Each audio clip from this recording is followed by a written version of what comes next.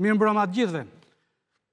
Tashmë kemi hyrë de facto në zgjedhjet e përgjithshme të 11 majit. Gjithë partitë, gjithë subjektet elektorale këtë fundjavë dorëzuan në Komisionin Qendror të Zgjedhjeve listat dhe përbërjen e koalicioneve.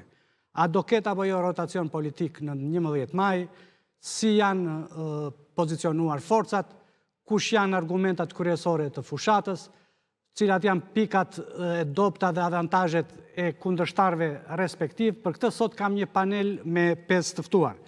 Është kandidati për deputet i Partisë Demokratike, zoti Aulon Kalaja, edhe koleg gjithashtu. Mirë mbrëma. Është zoti Redi Muçi, i cili kryeson numri 1 në Tiranë, në listën e Tiranës të Lëvizjes Bashk. Zoti Muçi, mirë mbrëma. Faleminderit për ftesë. Është nënkryetari i koalicionit për nisma Shqipëria bëhet Pano Soko. Mirë mbrëma, Pano. Gjithashtu dhe ti kandidon Tiranë, apo jo? Ndërkohë nga koalicioni Djathtas për zhvillim është zoti Edvin Kulluri. Kulluri, mirë mbrëma. Mirë mbrëma. Dhe përmes Skype-it do na bashkohet kandidati i Partisë Socialiste për qarkun e Vlorës, ku kandidon edhe zoti Kulluri gjithashtu, zoti Ardit Bido. Regjia, kur ta kemi gati, na njoftoni. Aulon, a do ketë apo jo rotacion në 11 maj? Unë gjykoj që do ketë, duhet ketë, dhe përpasoj do të ketë, sepse është imperativ i kohës, është një pushtet tani më i kalbur, që besoj unë ka kaluar në tejngopje, që do të thotë nga tejngopja shkon në arrogancë, dhe e parë në këtë këndvështrim gjykoj që nuk ka çfarë jep më. Duhet flas disa pika vetëm për sa i takon terrenit, në atë që kam parë në terren. Çfarë ke parë? Shkurtimisht kam qenë Krujë këto 2 ditë edhe kam takuar shumë njerëz. Disa nga problematikat kryesore e para është spitali. Spitali me banjo kolektive. Që do të thotë të smurët që shtrohen në shtretër shkojnë në banjo kolektive. Ky ishte vizioni rilindjes për spitalin e Krujës, i cili është rinovuar me një fond shumë të lartë dhe ka në banjo kolektive. E dyta, Kruja nuk ka rrugë. Rruga që të qonë për të Muzeu Historik i Gjergj Kastrioti Skënderbeut dhe të Muzeu Etnografik, apo në Sari Salltëk sipër, nuk ka rrugë. Je rruga e amortizuar totalisht. E treta, ka pasur 3 fusha futbollit, të 3 janë jashtë funksionit. Më falë. Mos flasim për se... Okej, po shikojnë vetëm ata të Krujës, shikojnë dhe ata të Tepelenës. Jo, ty jap një gjë. Flasim një vëzhgim të përgjithshëm. Flasim për një vëzhgim të përgjithshëm. Në vitin 1468, Kruja u elmu nga uji, sepse në Pus, që merrte furnizim Kalaja Krujës, osmanët i hodhën disa mijë të ngordur. Para 3 vitesh kanë edhe njëjta gjë në Krujë. Helmohet Kruja, si pasojë e ujit, një ujësiellës që u inauguru me bujt madhe nga kryeministri Rama, 1500 krutan në spital. 1500 njerëz të helmuar. Më mirë kupto, përgjigju pyetjes. Do doja një përgjigje të përgjithshme. Të thash do të shikoj dhe ai në Tepelen, shikoj dhe ai në Has. Jo vetëm ai në Krujë. Në Has, doni në Has, nuk ka lindës një fosh një këtë vit, doni shifra, se jam marrë dhe me çështjen e shpopullimit.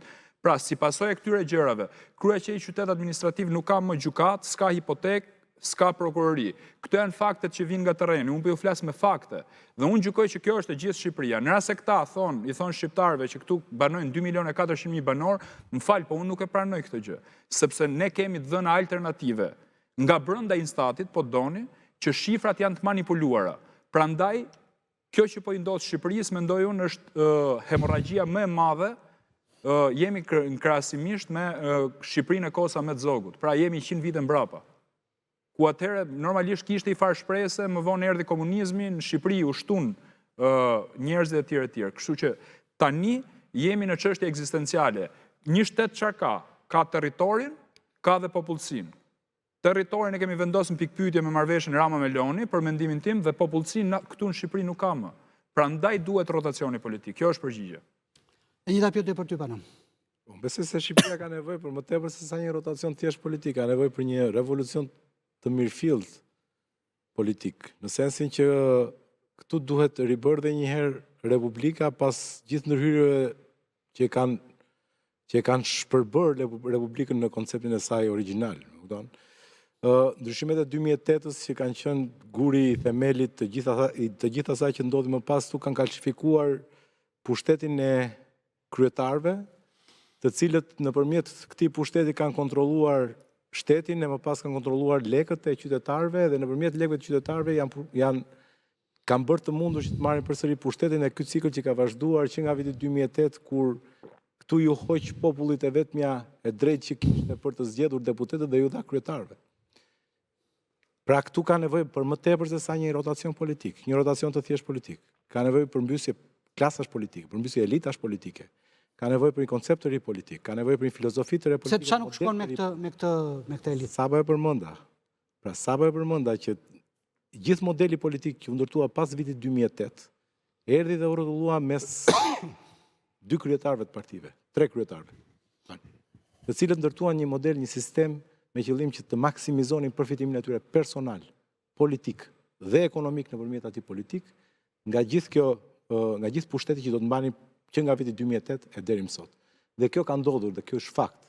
Nëse Shqipëria ka nevojë për diçka, është pikërisht përmbysja e këtij rendi politik që u krijua në vitin 2008 me paktin që bëri pozita dhe opozita e kohës dhe me realitetin që prodhoi më pas ky pakt.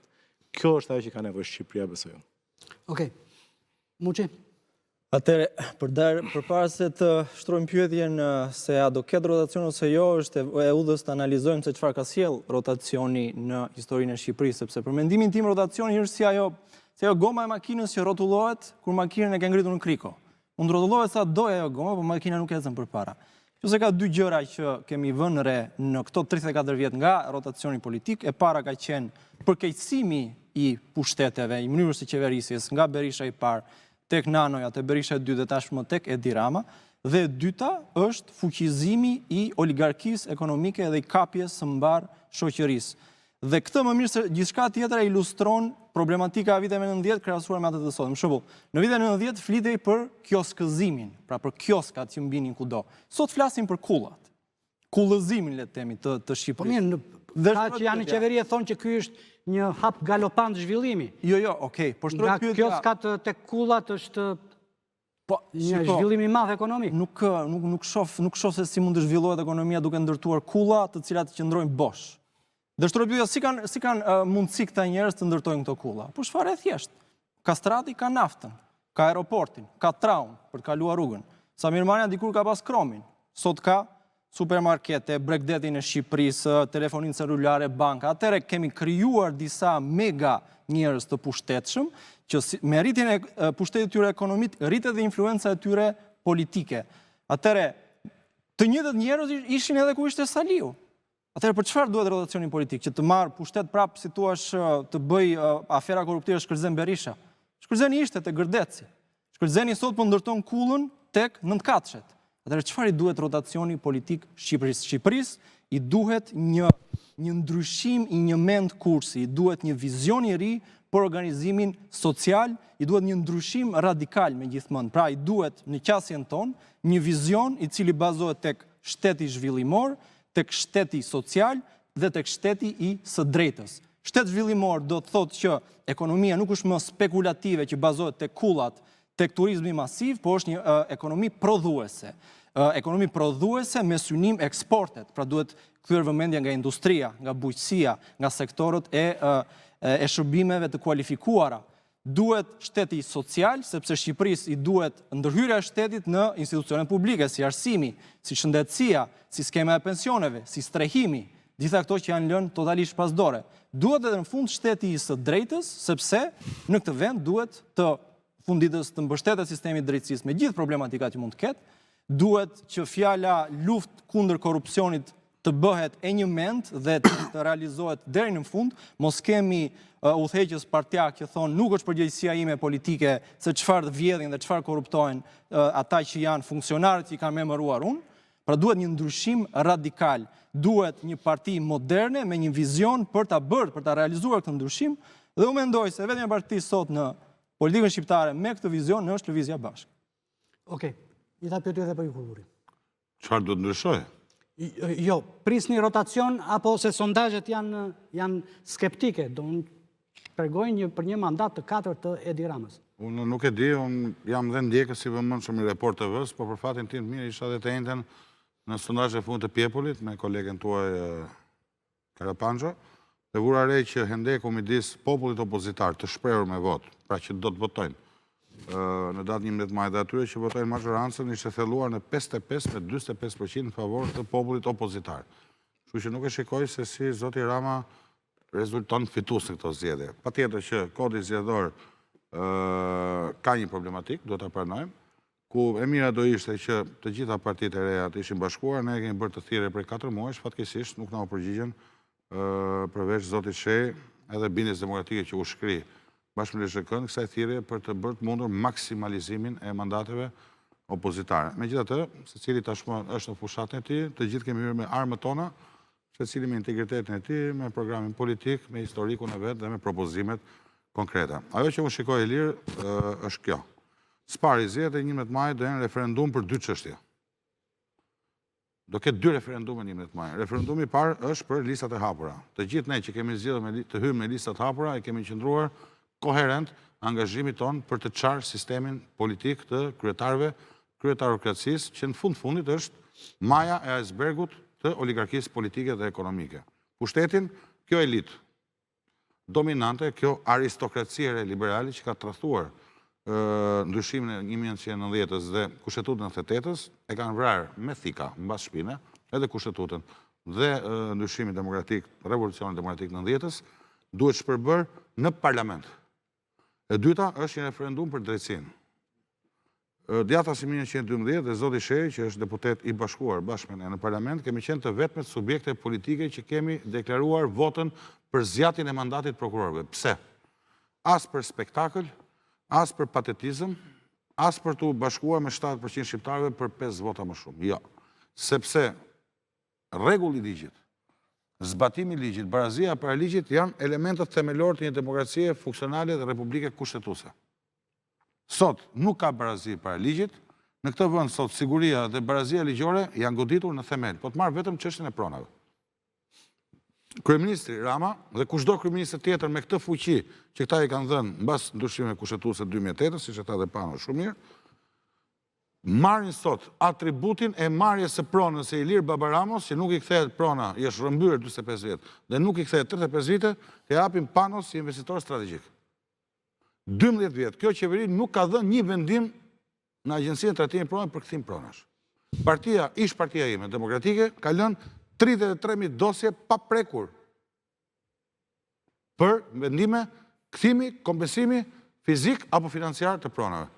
Unë nuk e di nëse ka një vend në botë, një vend antar të NATO-s, apo në një vend antar të Bashkimit Evropian, që të drejtën e pronës nuk e konsideron të drejtë natyrore të njeriut bashkë me drejtën e jetës, pra për të nështruar një gjykimi të drejtë në gjykat. Këtu është goditur themeli shtetit drejtës, themeli kushtetues e cila thotë, prona trashëgohet, shit blihet, dhurohet. Tashmë prona këtu grabitet dhe i falet dikujt tjetër. Po të marr një aspekt. Jo, edison dhe parashikimi donë që mundet të shtetëzohet për interes publik. Interes publik. Ata që përmendi ky zotëria, që janë nga njerëz më të pasur në Shqipëri, nuk janë interes publik, janë sipërmarrës privat. Nuk janë interes publik hotelet. Hoteleria nuk është interes publik. Interes publik janë ujëselsat, shkollat, kanalizimet, siguria kombëtare, komisariatet e policisë, repartet ushtarake, ato që janë baza e shtetit. Për pjesën tjetër, shteti duhet ta blejë pronën.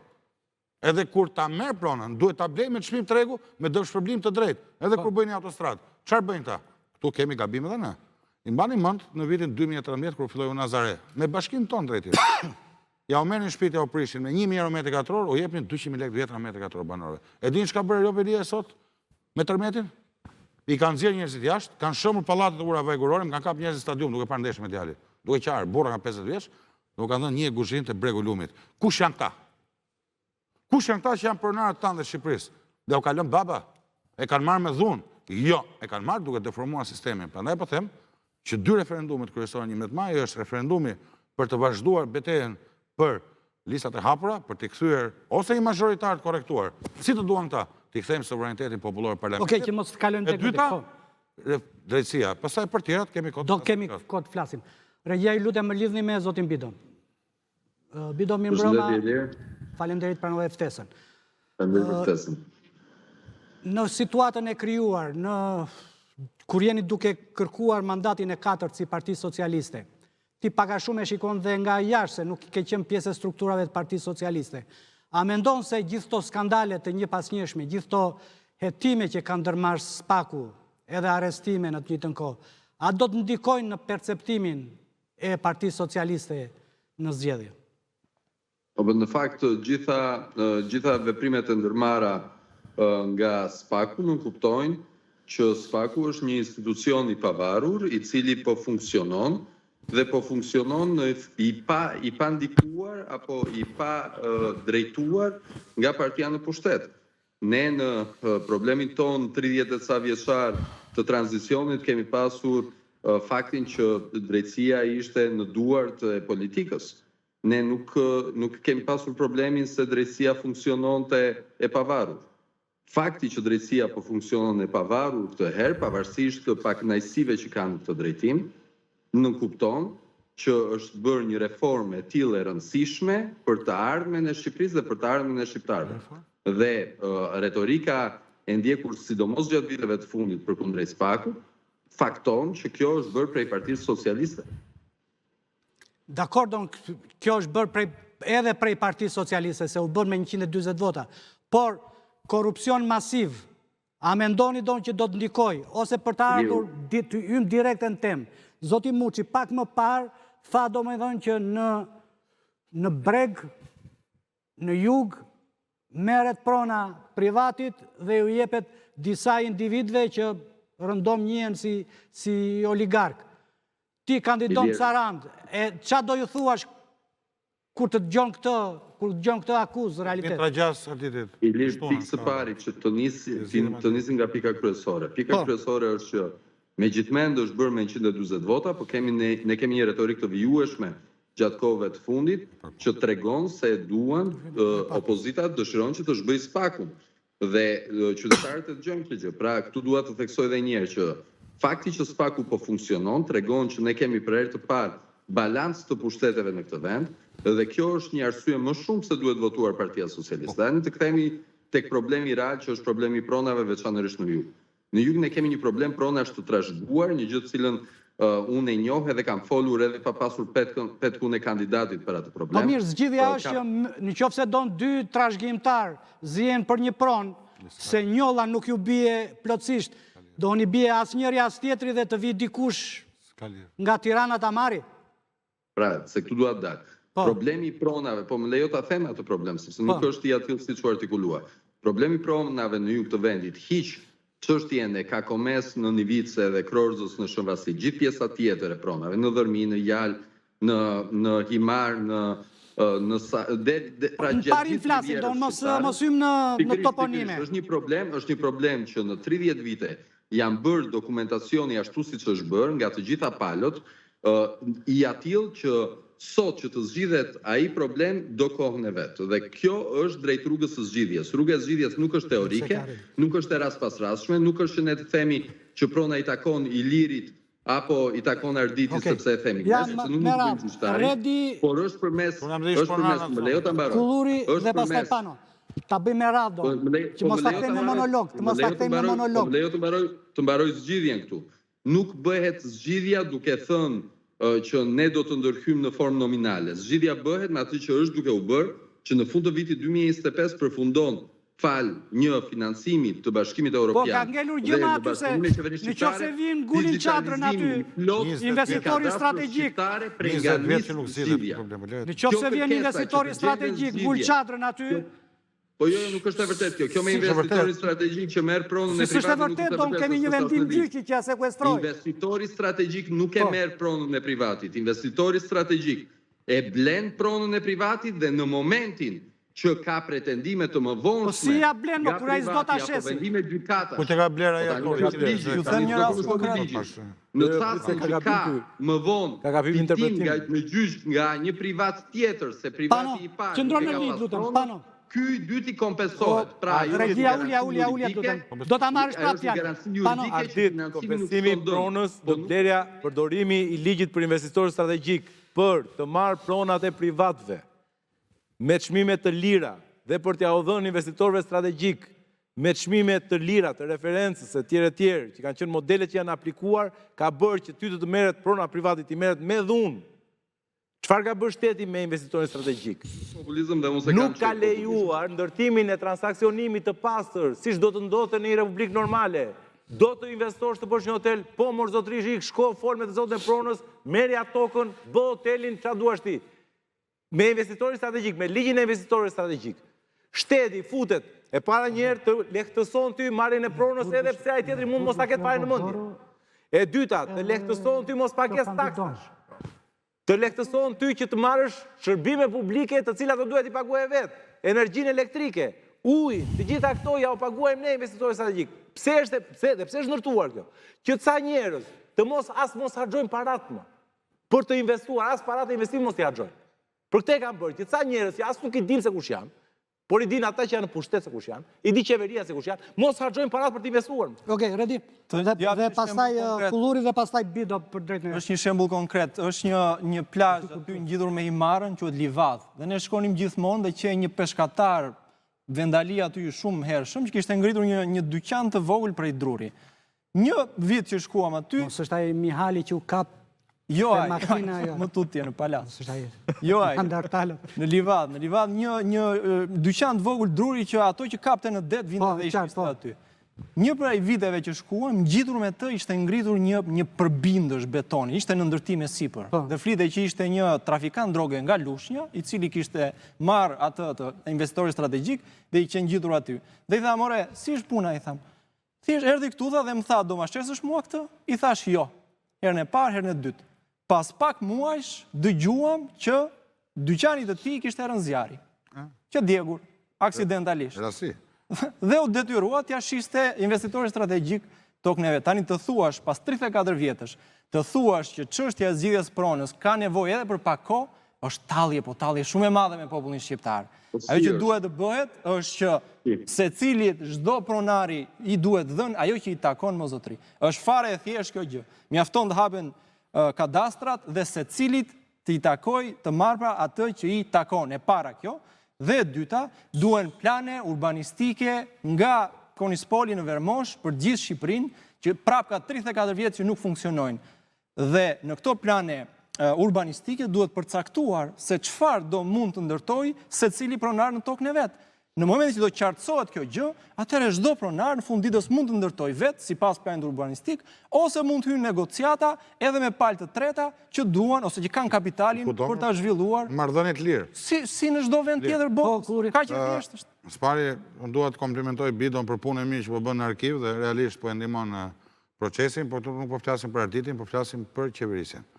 Se nga eksperienca personale po e komplimentoj. Po kjo nuk ka të bëjë me punën arditin. Ardit, ti e di që jam i drejt për drejt. Pas kënoj hall në arkiv. Kjo ka të bëjë me majorancën, nuk ka të bëjë me arditin dhe me arkivin. Problemi pronave është shumë i gjerë se kaq. Unë kisha një gjë për të thënë. Partia Socialiste vërtet në retorik e ka mbështetur me hope reformën drejtësi, por unë di një gjë që skena e protestës së policëve bashkiak, zjarfikësve Tiranës dhe administratës publike të bashkisë kundër SPAK-ut, duke kërcënuar SPAK-un në gjekon, është tentativë për gru shteti, po thuaj se njësoj si 14 shtatori, po që se 14 shtatori është vrarë në kryetari PD-s dhe justifikoj dalja të njerëzve të kryeministria, sot është mbrojtur njëri që ka 5 akuza shumë të rënda, si që është kryetari Bashkisë Tiranë. Lertë të plotësoj edhe mosvajtja e policisë. Një sekund.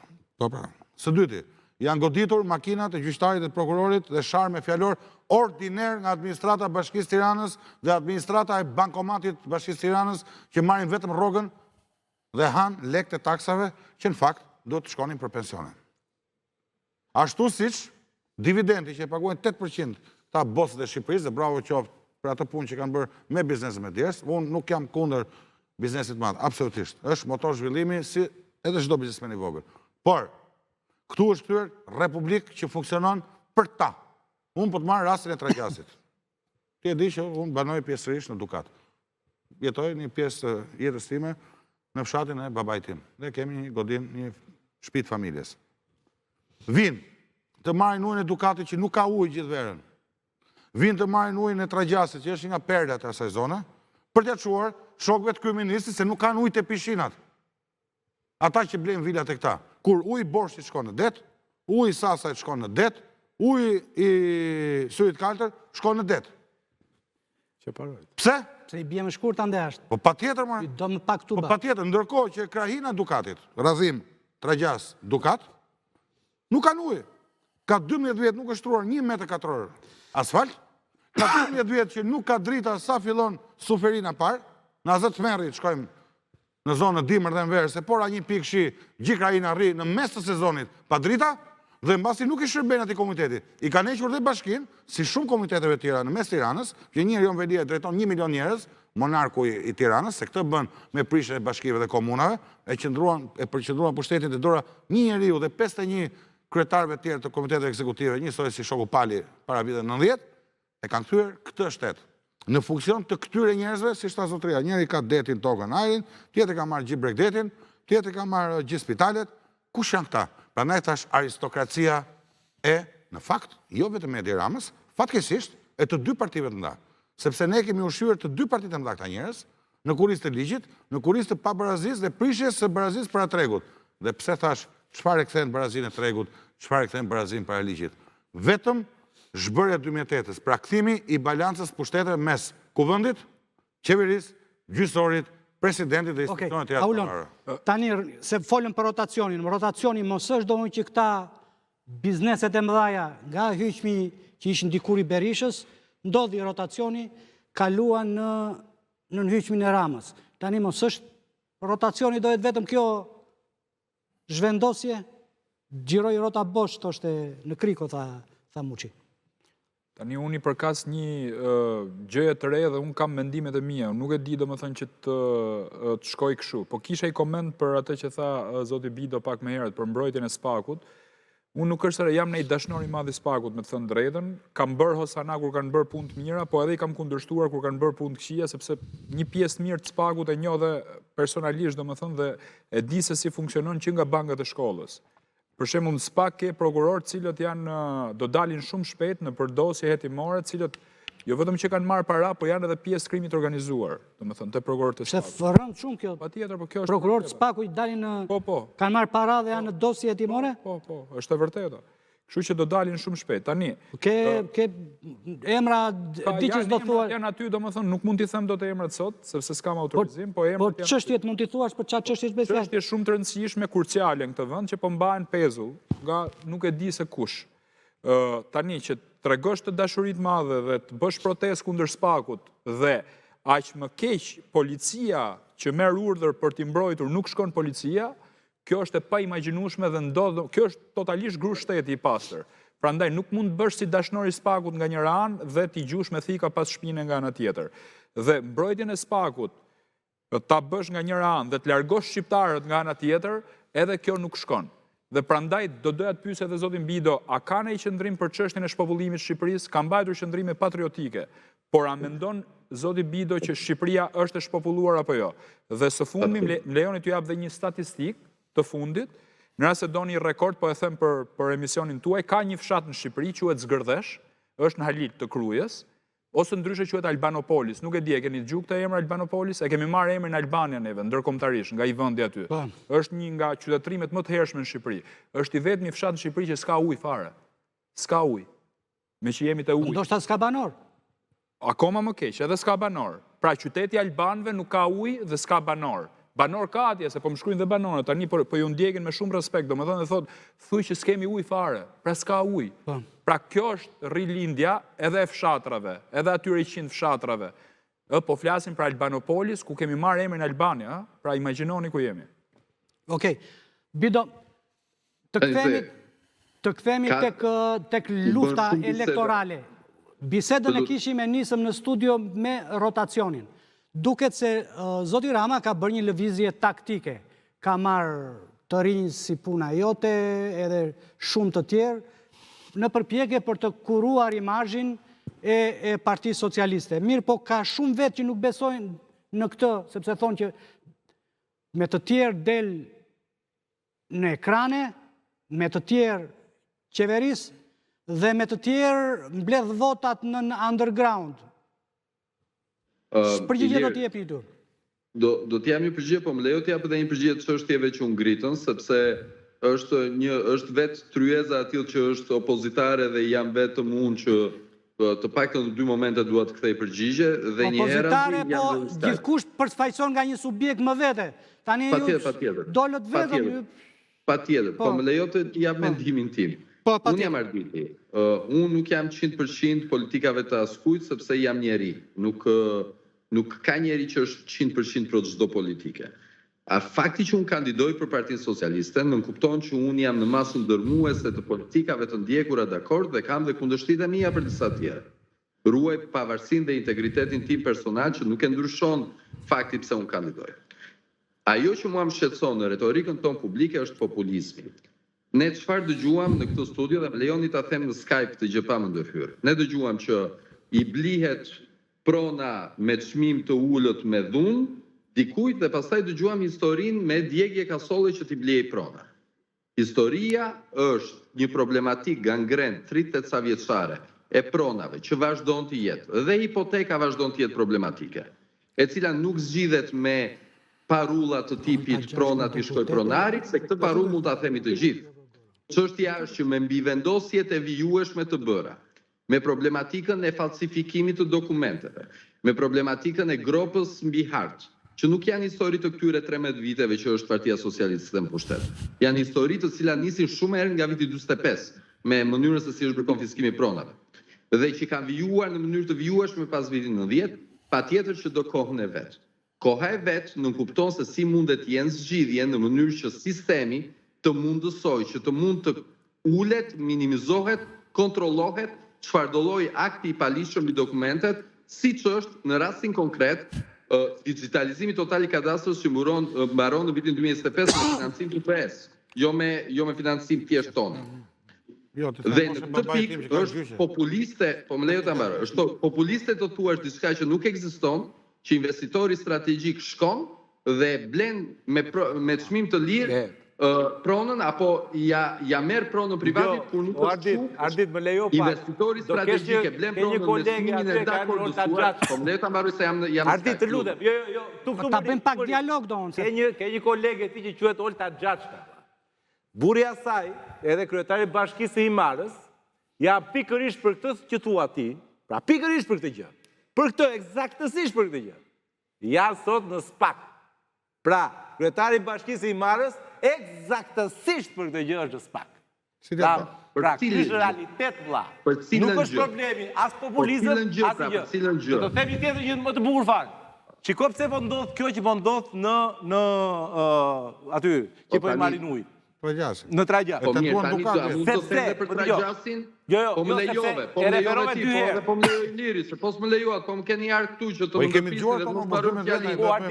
Ardit, dhe për kështu. Unë nuk të ndërpreva kur po flisje, më lejo të mbaroj dhe unë një mendim që... Jo, sepse më referove dy herë. Nuk i ka mendimet parulliste dhe as populiste që të them. Të lutem, jo, pikërisht pra, tani unë do ta bëj shumë konkrete që mos jetë populiste. Në Tragjas, e di pse po ndodh ajo, sepse në kuadër të ligjit të investitorit strategjik, ne shteti është i detyruar që investitori strategjik të sigurojë ujin. E di si duhet të ndodhte dhe si ndodh normalisht me jo strategjikët. Ti shkon e gjen vetë ujin, e blen me para. Por këtu të futet shteti me forcën e dhunën e pushtetit dhe të institucioneve dhe të siguron ujin. Pra kjo është për interes e mirëfill të strategjik. Dhe pak më parë. Nuk e kam parë populizëm dhe e kam të drejtë për drejtë. Po kjo është dëshirë për të përsëritur veten, se the pak më parë thjesht më let mbaroja mua fjalin, ndërkohë që unë të dëgjova. Nuk bën keq të dëgjosh. Jo, u referohet dy herë. Më the që po gënjente. Ne unë ta thash tash unë ta Xhaçkën, shembull i gjallë. E the, më lejo ta mbaroj. Sepse populizmi është ndoshta ngjit në ndonjë vot. Po unë nuk di të bëj biseda populiste. Po jo, mor vlla, nuk ka lidhje me populizmin, po them çfarë po ndodh. Që prona blihet, që prona i merret privatit. Ka që blihet. Problematika e pronave, unë e kam deklaruar pa petkun e kandidatit, se cila është veçanërisht në Rivierë, dhe zbesoj se ka qenë analiza që unë kam bërë për atë zonë e pasakt, është që të fortët e Tiranës shkojnë në shernajat e kushërinjve të zonës, që janë shërnaja të bëra me dokumente problematike pa ngjyrime politike ndër vite, dhe shfrytëzojnë këtë gjë në mënyrë që të vijojnë me pronat e tyre. Tani, rastet individuale, fakti që janë në shpaki, lëmë në shpaki dhe të vendosë. Pushtetet, problematika dhe dokumenteve janë në 34 vjetë. Jo E 34, dyta, përsa i përket ujit të Tragjasit. Në gjysmën e tyre keni qenë ju, po tek të gjysmë. Me 20 vjetë ka qenë Partia Socialiste, qa më thoni mua 34 vjetë? 20 vjetë, nga ato 34 ka qenë Partia Socialiste, 12 vjetë ka qenë Edi Rama. Një sekund, ka mundësi të Mbaroj monologun, mbaroj tani mundet, të gjova pra. Ardit, të Po gjuam. nuk ju ndërpreva pra kur Ore, fajnë e kanë kushurit nga Tirana. Tani kushuri madh nga Tirana, është Edi Rama këtu, nuk ka kushurin tjerë. Po nuk ka kuptim kjo ndërprerje vijushme. Mundet të mbaroj? Po e gjuam, po mundet po mirë, të çfarë dëgjova do me vëmendje, mo? Po mirë rregull. Po Edvin, të gjova me vëmendje. Po e kam gjuam se kam Për ujin 30 e vjet. Tragjasit. Kam 30 vjet gjyq. Çfarë argument do të gjë? 30 vjet komision të rivronë në gjyq. Po fajsoj dhe ish partit time të parë. Nëse dhe drejta fjalës është ndaluar, dakord, ma thuaj sa dita unë dhe mos flas. Mirë, kam fajin. Po vazhdo fol, zoti Bido, se s'ta kanë datë prerë njeri. Kam fajin kushurit. Nuk është TikTok-i, do 12 në vjet 5 pushtet pyetjet ka s'është fajin TikTok-u që kushurit. mbyllet, do në kek drejtën e fjalës. Kushiri e madh Fol tjetër. sa duash. Po patjetër pra, po ideja e fjalës do me thënë të mund të artikulosh që të edhe shparulla. Për sa i përket ujit të Tragjasit, çështjes së ujit në Tragjas dhe në Kush. E para njerë nuk është që vërtet kjo pjesa që Sasaj ka ujë, se Sasaj ka hidrocentralin dhe kishte problematik dhe hidrocentrali tani e tjera dhe Borshi. Përsa i përket ujit të Kuçit dhe të Tragjasit, qëndrimi i qartë si kandidat për deputet në qarkun e Vlorës si Parti Socialiste, jo në një qark tjetër, është që uji i Kuçit dhe i Tragjasit dhe uji i të gjithë zonave të tjera duhet të përdoret për zhvillimin turistik të zonës, që nuk është thjesht pishinat e disa individve, apo pishinat... I cilës Po zonë? më lejo të mbaroj, pra, më Po lejo i të cilës mbaroj. zonë, pra? Më lejo të mbaroj Se një ti fjallë. vet nga Delvina mua për Dukatën. Po të lutem, po s'tash këtë, po tash më mua dëgjon, bëti cilës do ta zonë? kuptosh se çfarë Për thash. zonë tjetër ajo jona, vlla, nuk është zona jote. Tash Po më lejo pra ta mbaroj. Po më lejo ta mbaroj më burr. Okej, vazhdo. Duhet të përdoret për zhvillimin turistik të Shqipërisë, të gjithë rivjerës shqiptare, vetëm pasi të garantohet se banorët e Tragjasit dhe të Kuçit kanë ujë të mjaftueshëm për ta dhe për tokat e tyre. Ky është qëndrimi im si kandidat për deputet i Partisë Socialiste në qarkun e Vlorës. Ajo çfarë unë di është se për sa i përket së paku çështjes së ujësjesit të Tragjasit, do të përfundoj së bashku me kanalizimet dhe ujësjesin e vetë fshatit për para se sa të vijoj me kalimin e ujit në zonën bregdetare. Nëse nuk është e tillë, unë personalisht e kam qëndrimin tim publik edhe më herët para se sa të kisha petkun e kandidatit dhe sot në këtë emision dhe në vijim të njëjtën gjë, sikurse nuk kam dhe frikën sepse banorët e Tragjasit, banorët e Dukatit, banorët e Lumit të Vlorës, të cilët kanë kokëforcinë e tyre labe tipike, të cilën e kam edhe unë, edhe shumë të tjerë. Me gjithë respektin për atë zonë, po të vim ta shikojmë pak më globalisht. Jeni sigurt që nuk do ndodhi ndryshe. Po. Ama gjithë kjo demagogjia dhe propaganda se do të lihen pa ujë fshatrat sipër në mënyrë që të marrin pishinat poshtë, është e para e padrejtë dhe e pasakt. Sepse po flasim për ujë i cili është pasuri kombëtare që duhet ta shfrytëzojmë për së pari ata të cilët katrajgjyshit e tyre jetojnë në Kush dhe në Tragjas, dhe patjetër çdo pikë vetur duhet të përdoret për zhvillimin turistik të Shqipërisë, për zhvillimin e të ardhurave të shqiptarëve. O Ardit, sepse Riviera shqiptare na takon të gjithëve. Ardit edhe dëgjon nga pak. Vjeri takon Samir Mami. Jo, nuk na takon të gjithë ajo. Ajo i takon Samir. Që me të drejtë tha Uloni që është problematika. Ajo Riviera e ujit i takon Samir Mami, kemi të gjithë, vëlla, ta fut gjithë në istes. O Ardit, të lutem shumë. E mora si shembull jo për ta kthyer në çështje debati. Unë nuk e njoh me që e përmend. E një kryeministri jo, pa me se kam njohur ndonjëherë. E një vaj për gjithë juve. Për politika dhe të flasë për problematikat e zonës. Individualizimi tyre është populizëm. Mirë, Tu flasim se Trajgjasi duhet ketë ujë me plot. Ju pari morët vazhdoni, ne populistët vazhdoni. Lekët i thua populizëm. Lekët e xhepit i thua populizëm. Një sekund, populizëm është. O mik, një sekund. Po mirë më tani, unë thash një ide. Ti thua Zamiri. O Ardit, ne emër drejtës fjalës, dash pa punë. Se bëna ma fjalim. O Ardit, se nuk kam gjuhë fjalimin e Tiranës jo tua tash 3 orë. Ose do të bëjmë debatin e populizmit dhe emrave O Ardit, po ke ardhur bash fjalime këtu, nuk kam gjuhë e Tiranës Sali Beshi jo ty. Tani stop tu. Po bëpa tani mos ta mbaj 3 orë tu referate. A kam mos se në klasë. Folo vazhdo fol. Nuk pushon për tani emër drejtës fjalës. Ardit që ta balancojmë pak kohën. Tash po që për të mbajtur fjalime këtu, do t'ja balancoj se mua më duhet të iki për diçka me cilin e di. Fala Edit edhe suksesin jetë. Të fala kryeministrit. Në rregull. Atëherë, mirupafshim. E takojmë fushatën e Trajgjas po deshe. Tani vazhdoj pak historinë. Pse e mora si shembull? Se si Trajgjasi ka shumë shembull në Shqipëri, shumë hidrocentrale që bëhen pa miratimin e komunitetit, shumë ujësielsa që bëhen pa miratimin e komunitetit, shumë landfille që bëhen pa miratimin e komunitetit. Këtu po bëhen aq shumë gjëra pa miratimin e komunitetit, sepse i dashur i lirë. Në vitin 2014, reforma territoriale që u tradhtua edhe nga ish-partia ime, është kriminale në kuptimin e sulmit ndaj të drejtës për të vetë qeverisur nga komunitetet që kanë 500 vjetë që janë vetë qeverisur në kohë Turqisë. Vjen ky, si Enver Hoxha, dhe i heq të drejtën e vetë qeverisës komunitetet, që është parim bazë i demokracisë. Se kam thënë unë, e ka thënë historia 1000 vjeçare e Evropës, 500 vjeçare të paktën e Shqipërisë, dhe ka shkruar i madhi John Locke, që një nga 3 degë të pushtetit është qeverisa lokale. Përveç legislativit dhe qeverisë. Ata gjysojnë e kanë pas 1000 vjetë pavarur dhe pano e di shumë një që e manja kartën edhe vazhdojmë me aktet e tjera. Tani, që ndodhë tu? Këtu kemi një problem, si që thash, të centralizimit pushtetin e dorë në një njeriu dhe një oborrit të ti. Pra ky po sillet si monark, me aristokratët të ti që kanë ndarë zonat, njëri Palasën, tjetri Lalzin, tjetri Durrësin, tjetri Portet, tjetri Aeroportet. Shqipëriet sot i kanë dalë disa pronar që çuditërisht i gjenë dhe në përdasmat e opozitës. Partisë më të madhe të opozitës. Që çuditërisht partia më e madhe e opozitës qep gojen për shumë çështje, po selektojnë se kë godasin. Unë kur nuk jam marrë me emra. Me gjithë plesimin për kam që ato që bënda Lindë dhe Zotria, apo Pano. Pse?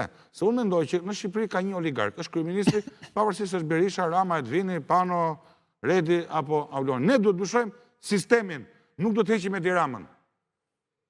Ky është problemi me ato.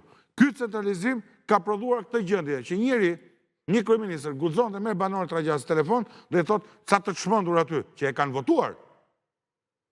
Kush janë të çmendurit? Njerëz që kërkojnë të vetë qeverisen, njerëz që kërkojnë të shfrytëzojnë burimet natyrore që ka falë Perëndia dhe i kanë mbrojtur dhe ruajtur me qindra vite? Kush është ky njeri? Jo ky, kushdo kryeministër ka pasi protestë 2011 në Dukat për punë e pronave. Që unë kam qenë vështirësi të madhe si zyrtari i PD-s.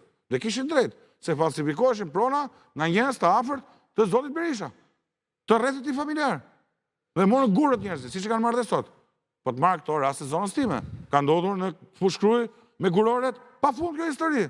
Pra, këtu nuk është çështje e Trajgjasit, apo Dukatit, apo Fushkrujës, po është problem sistemik i liri dashur. E dyta, kur fola për çështjen e pronës, po flas si të japësh të drejtën njeriu të jetojë me dinjitet, më burr, të ketë dyqan, të ketë një vilë, të ketë një shtëpi të trashëguar dhe të blerë me punë. 12 vjet. Agjencia e Trajtimit të Pronave e drejtuar jo nga Ardit Bido, nga Edi Rama, nuk ka marrë një vendim kthimi prone. Qeveria jonë nga viti 2015-2013 ka lënë 33.000 dosje pa prekur. Ama dosjet ku paguheshin përqindje, dosjet ku ishin shok e miq të atyre që drejtonin, jo të mitë. Jo të mitë, se unë kam firmosur 57 kthime pronash si sekretari i përgjithshëm i Ministrisë së Brojtjes. Dhe s'ka marrë pronat e mia e lirë. Unë mendoj se kështu drejtohet me dinjitet shtetit. Po s'ke pas gjendore, kam pas unë. Jo, po them, për pronat si kemi marrë, kemi 30 vjetë në përgjithshme. Ne të dy si kemi marrë, dhe unë s'ka marrë pronat e mia. Se mendohet bëj punë e shtetit, jo të bëj punë të fisit tim. Si që kam bërë, ca tjerë që sot tonë të kthehemi dhe njërë në pushtet.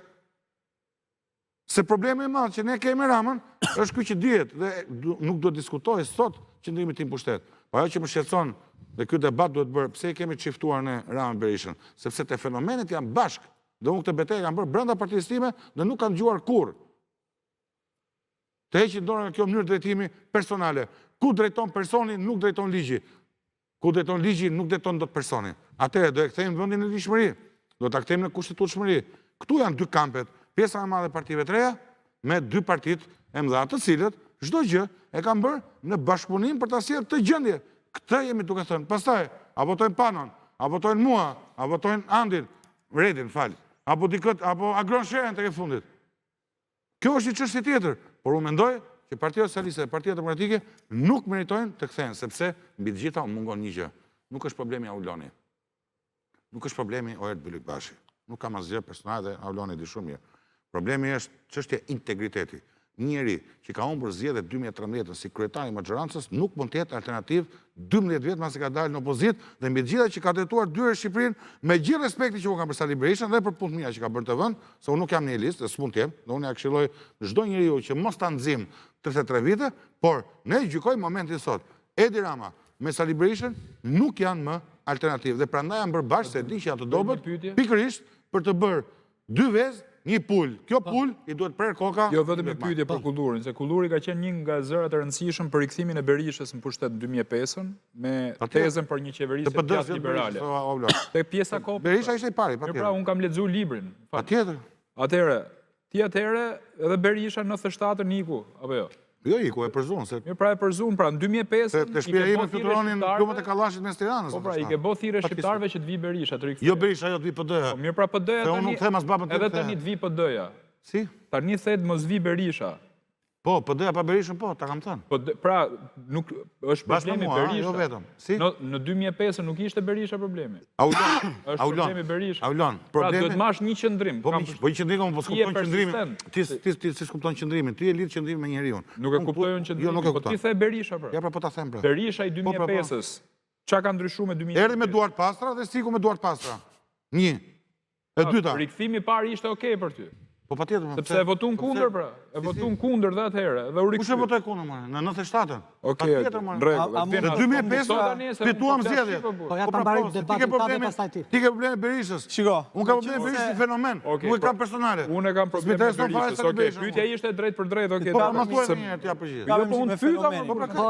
Po ke marrë dy qëndrime dhe nuk ke koherent. Një qëndrim parimor. Dakor. Kaq. Atëherë me kupton vetëm njeriu, s'po kupton çfarë them. Dakor. Nëse më lejoni. Meqense zoti Bido mu drejtua si kur jam duke bërë populizëm dhe meqense zoti Bido është edhe kandidat në qarkun e Vlorës, atëherë ftoj zotin Bido që të shkoj të diskutoj me ata banorët e Himarës për ngjarjen të cilës ju referova. Thash, është te plazhi i Livadit, mu në fund fare ngjitur me Himarën. Shko dhe flisni me banorët e Himarës, çdo ju thon për këtë gjë.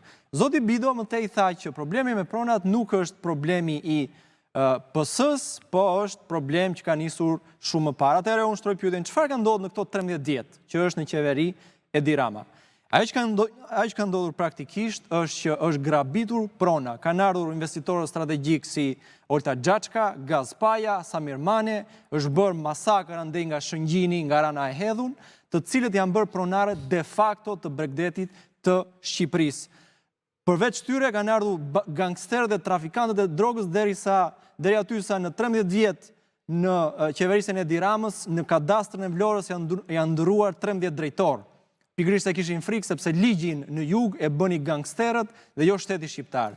Kjo ka ndodhur në këto 13 vjet.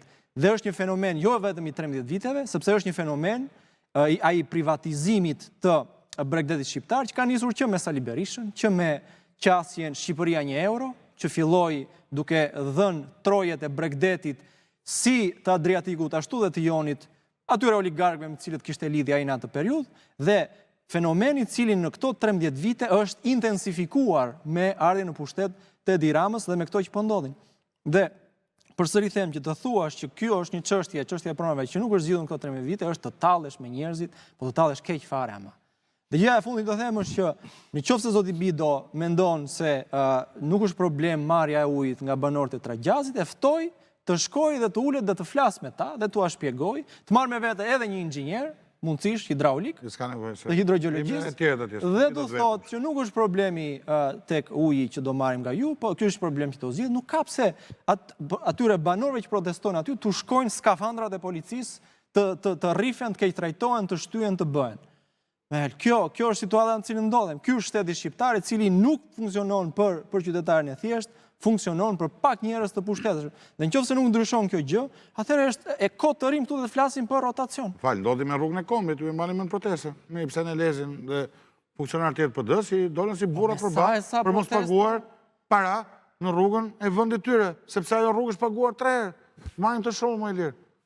Sot kemi paguar një herë kreditë e Bankës Botërore. Lekët e taksave paguajmë 250 lekë për karburant, paguajmë tani me të tollin për shkuar në Kukës. E kupton? Rrugën e Kombit e kemi paguar 4 herë. Sa herë do qefi kësaj qeverie? Po të marrë një shembull tjetër. 4 herë dhe ndërkohë, sa është evazioni fiskal në Shqipëri, e di? Akoma mbledhim 28.5% të GDP-s. Për turpin ton, e morën me 23% të GDP-s. 28%, e tha vetë. E morën kur ishte 23%. 20, kush e ka marrë? Gënjer. Gënjer janë shifrat. Gënjer Ministri Financave zgjedh lexonte raportin kishte parasysh. Tash mos pa muhabet, lutem. Me ta anonimët që ka marrë në qeveri, është turp, shkoshën te kopshi numër 5. Në Tiranë sret. Gjithsesi dhe 28 e ulët është. 28 e ulët është. Vendet e tjera të rajonit e kanë të 40% të prodhimit brendshëm. Rajonit janë 35-38%. Çfarë ndodh? Ky e ka 28.5% duke rritur barrën fiskale në raport me qeverinë e PD-s 30%. Pra këtu bëhet 30% më shumë evazion se në kod PD-s, që në fakt e uli evazionin mbas vitit 2007, duke ulur taksat dhe duke reformuar sistemin. Një në 2 punëtor punojnë në të zezë. Po leja jo, po sa paguajnë ta 8%? Evazion fiskal. O zotri, ti e pedagog. Ja, po se pedagog. Sa e ke tatimi në mi fitimin personal? Sa paguan? 15% apo 23? 23. 23 paguan ti? Me një rrog që me zima vetën. Ti panon, po është ose unë jam i jashtëm. Na vloni shkret është e pa rrog fare, më kese unë. Që ndodh? 23% paguan ky i shkreti, që është shtrese mesme, që në fakt është shtrese varfër, nuk është shtrese mesme, se i gënjen mendje që shtrese mesme. Rruga e pedagogut është mbi mesataren, kështu që mesataren themi ne, po ti filloj me sapet bash, shtëpia, makina e fëmia, ti je i varfër. Jo them në Shqipëri, kështu që nuk je shtrese mesme. As ti as i kanë këtu, ne jemi fukare. Edhe ky që bën si garip kotat të sipër, nuk paguhet sa i gazetar se tatojnë shumë. Duhet ta tatonin shumë më pak i lirin, sepse kur i lirin ti taton 25% dhe ty 23%, dhe ti këta bosët u merr 8% dividend, ndërkohë që edhe falsifikojnë bilancet duke quajtur shpenzime, unë them që ky është një shtet i padrejtë. Është vetmja e majt në botë që taton punën dhe jo kapitalin. Kaq. Tash i lirë nuk do të kandidosh për ne, ne jemi rregull. Po pra, i vendosë. Cili do jetë argumenti kryesor i fushatës suaj elektorale? Po pikërisht argumenti kryesor i fushatës tonë, siç e përmendëm pak më parë, don që të bëj kritizerin, okej, e dim, nuk shkon. Po si korrigjohet skema dhe pastaj me radhë gjithë. Atëherë ne me datë 27 mars do publikojmë programin ton politik që ka 200 faqe program. Dhe është 200 faqe program jo për të mburur këtu me numrin e faqeve, po sepse për çdo fushë jetike të ekonomisë shqiptare, ne kemi në radhë parë analizuar thellësisht problematikën pse ndodhen këtë situatë ku ndodhet. Pra se është e thjeshtë thuash që nuk funksionon bujqësia sepse është e Edi Rama, nuk funksionon industria se është e Edi Rama, ma duhen zbuluar rrënjët e vërteta të mos funksionimit të gjëra në vendin tonë. Dhe prandaj ne me ndihmën e 10 le të themi ekspertëve të fushave të ndryshme e kemi analizuar thellësisht situatën në Shqipëri dhe kjo ka bërë që ne të japim zgjidhjet e duhura. Ky është programi ynë politik që siç thash edhe pak më parë, bazohet në 3 shtylla, ose në 4, 3+1 e quajmë ne, shtylla kryesore. Pra, e para e punës duhet të ndryshoj modeli ekonomik në Shqipëri. Nuk mund të bazohemi Shqipëria sot, modeli ekonomik shqiptar sot bazohet te thashëm pak. Te turizmi dhe bujqësia, këto janë prioritetet sipas qeverisë. Ja tha gazetari CNN që është dështim. Duhet i dhënë përparësi industrisë prodhuese ose subjekteve prodhuese në vendin tonë. Ne Shqipëria nuk prodhon asgjë sot. Aq më pak pastaj vështirësinë që kanë prodhuesit për të eksportuar më tepra. Duke mos qenë vend prodhues nuk ka vende të sigura pune, gjithçka është në të zezë, gjithçka është spekulim financiar. Duhet mbështetur ekonomia prodhuese. E dyta, duhet mbështetur bujku. Si mund të lihet bujqësia, 33% e fuqisë punëtore sot në Shqipëri janë bujqit. Si mund të lihet të falimentoj bujqësia sot në vendin tonë. Bujku shqiptar financohet më pak se në çdo vend tjetër të rajonit. Pra në raport me vendet e rajonit është në dizavantazh në konkurrencën që bën. Duhet nga ana tjetër të rikthehemi pastaj tek shteti social. Është lënë, unë jam pedagog prej vitesh tashmë në arsimin e lartë dhe është lënë të degradojë arsimi i lartë publik. Edi Rama bëri një reformë privatizuese totalisht të dështuar, u tërhoq nga kjo reformë me protestat e 2018 të studentëve dhe e ka lënë universitetin publik në pikë të hallit. nuk kemi më student, nuk ka më student që të vinë në universitetin publik. Të gjithë studentët, të gjithë maturantët sot, unë kam pasur mundësin të flas me maturantët, duan të ikin nga sytë këmbët, duan të studiojnë mjekësi, që të ikin në Gjermani, infermieri, ose informatik, që të punojnë jashtë Shqipërisë. Janë zbrazur, le themi, auditorët nga studentët. Shëndetësia është e gjitha e privatizuar, është e shkatruar, nuk funksionon asgjë më në shëndetësi. Skema e pensioneve ka falimentuar totalisht. Edi Rama nga protestat e pensionistëve detyrohet që t'u jap bonuse sa për t'i gënjyer në prag festash dhe në prag fushate elektorale. Janë rreth 600.000 pensionistë në pikë të hallit. Pensionet në vendin tonë janë më të ultat në rajon. Strehimi është një nga problematikat thelbësore të vendit tonë, bro. E dini që 1 në 5 shqiptarë sot nuk ka pronësi mbi shtëpinë e vet, detyrohet të jetojë me qira. Ka qenë shumë e lartë përqindja e pronësisë vetëm 10 vite më parë. Pse?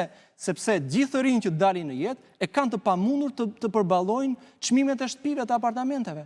Kjo ndodh për shkak se gjithë apartamentet, sidomos në Tiranë, ndërtojnë. Partjet ndërpres mund të lloj pak cinike, po nuk është e thënë se edhe jashtë në vendet e tjera jo të gjithë kanë mundësi ta blejnë shtëpinë. Por ama, e veçanta e Shqipërisë dhe sidomos e Tiranës është që gjitha këto apartamente që ndërtohen nga para të pista. Vetëm gjysma e parave që ndërtojnë apartamente kalojnë nëpërmjet sistemit bankar në Shqipëri. Gjysma tjetër janë pastrimi i parave. Është ai trafikanti i cili thot paratë që kanë poshtë jastëku, më mirë i kthej në beton. Përveç se na zë hapësirën ne të gjithëve, atëherë ai nuk ka interes ta shesi fare. Atij s'do t'ia di, ai e mban bosh atë. Atëherë propozimi ynë është që në këtë vend e para punës duhet bërë, si thua, duhet kërkuar rrënja e korrupsionit dhe e burimit të financimeve, dhe e dyta, duhet të taksohen në mënyrë progresive të gjithë ato që janë apartamente që rrin bosh, të gjithë ata që janë pronar prej 30 apartamentesh. Si mund të kesh 30 apartamente? Duke taksuar, ekziston dhe rreziku tjetër që ti rritësh çmimin. Jo, ja ul çmimin, pse? Sepse duke e taksuar ti e detyron atë që mos t'i mbaj aty stok, po e detyron t'i fus në treg. Dhe që në momentin që e detyron të fus në treg, atëre rritet oferta, le themi, në treg dhe u bie çmimi i qirave.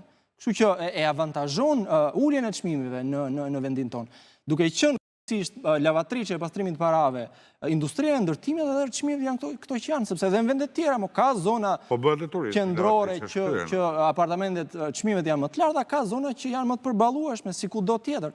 Nga ana tjetër, strehimi, ne flasim edhe për banesat sociale, këtu nuk respektohet fare ligji shqiptar që ekziston sot, që në kupton që rreth 6% mos gaboj e çdo ndërtimi që bëhet, apo 3%, të kthehet në banesë sociale. Fare nuk zbatohet ky ligj. Ç'a bëhet? Ndërtuesi thot po ta shlyej në lek. Dhe po të vini re shifrat siç i kemi në programin ton, 30% e tyre i kanë shlyer ato para pra. Atëherë ku do jetojnë këta njerëz? Atëherë a është për tu habitur fakti që të gjithë zgjedhin të emigrojnë jashtë Shqipërisë? Pra ne kërkojmë realisht një shtet zhvillimor, një shtet social, dhe duam që shteti shqiptar në fund ditës të marrë përgjegjësitë që ka më. Shteti shqiptar e ka lënë shqiptarët në mëshirë të fatit sot. Se është një xhungull aty ku avantazhohen thjesht oligarkët dhe të gjithë ne të tjerët, si thua, grabitemi ditë pas dite. Atëherë duam një shtet që funksionon për të shumtët, për shqiptarët. Ne duam të bëjmë ata që kanë ikur jashtë shtetit të rikthehen në vendin tonë, gjithë diasporë, gjithë rinia shqiptare që sot punon dhe jeton jashtë shtetit, që ka marrë modelet zhvillimore të funksionimit të shoqërive jashtë shtetit, të rikthehet në vendin, të japin kontributin e vet, pra, në vendin e vet. Nën toka e Shqipërisë po zhvatet.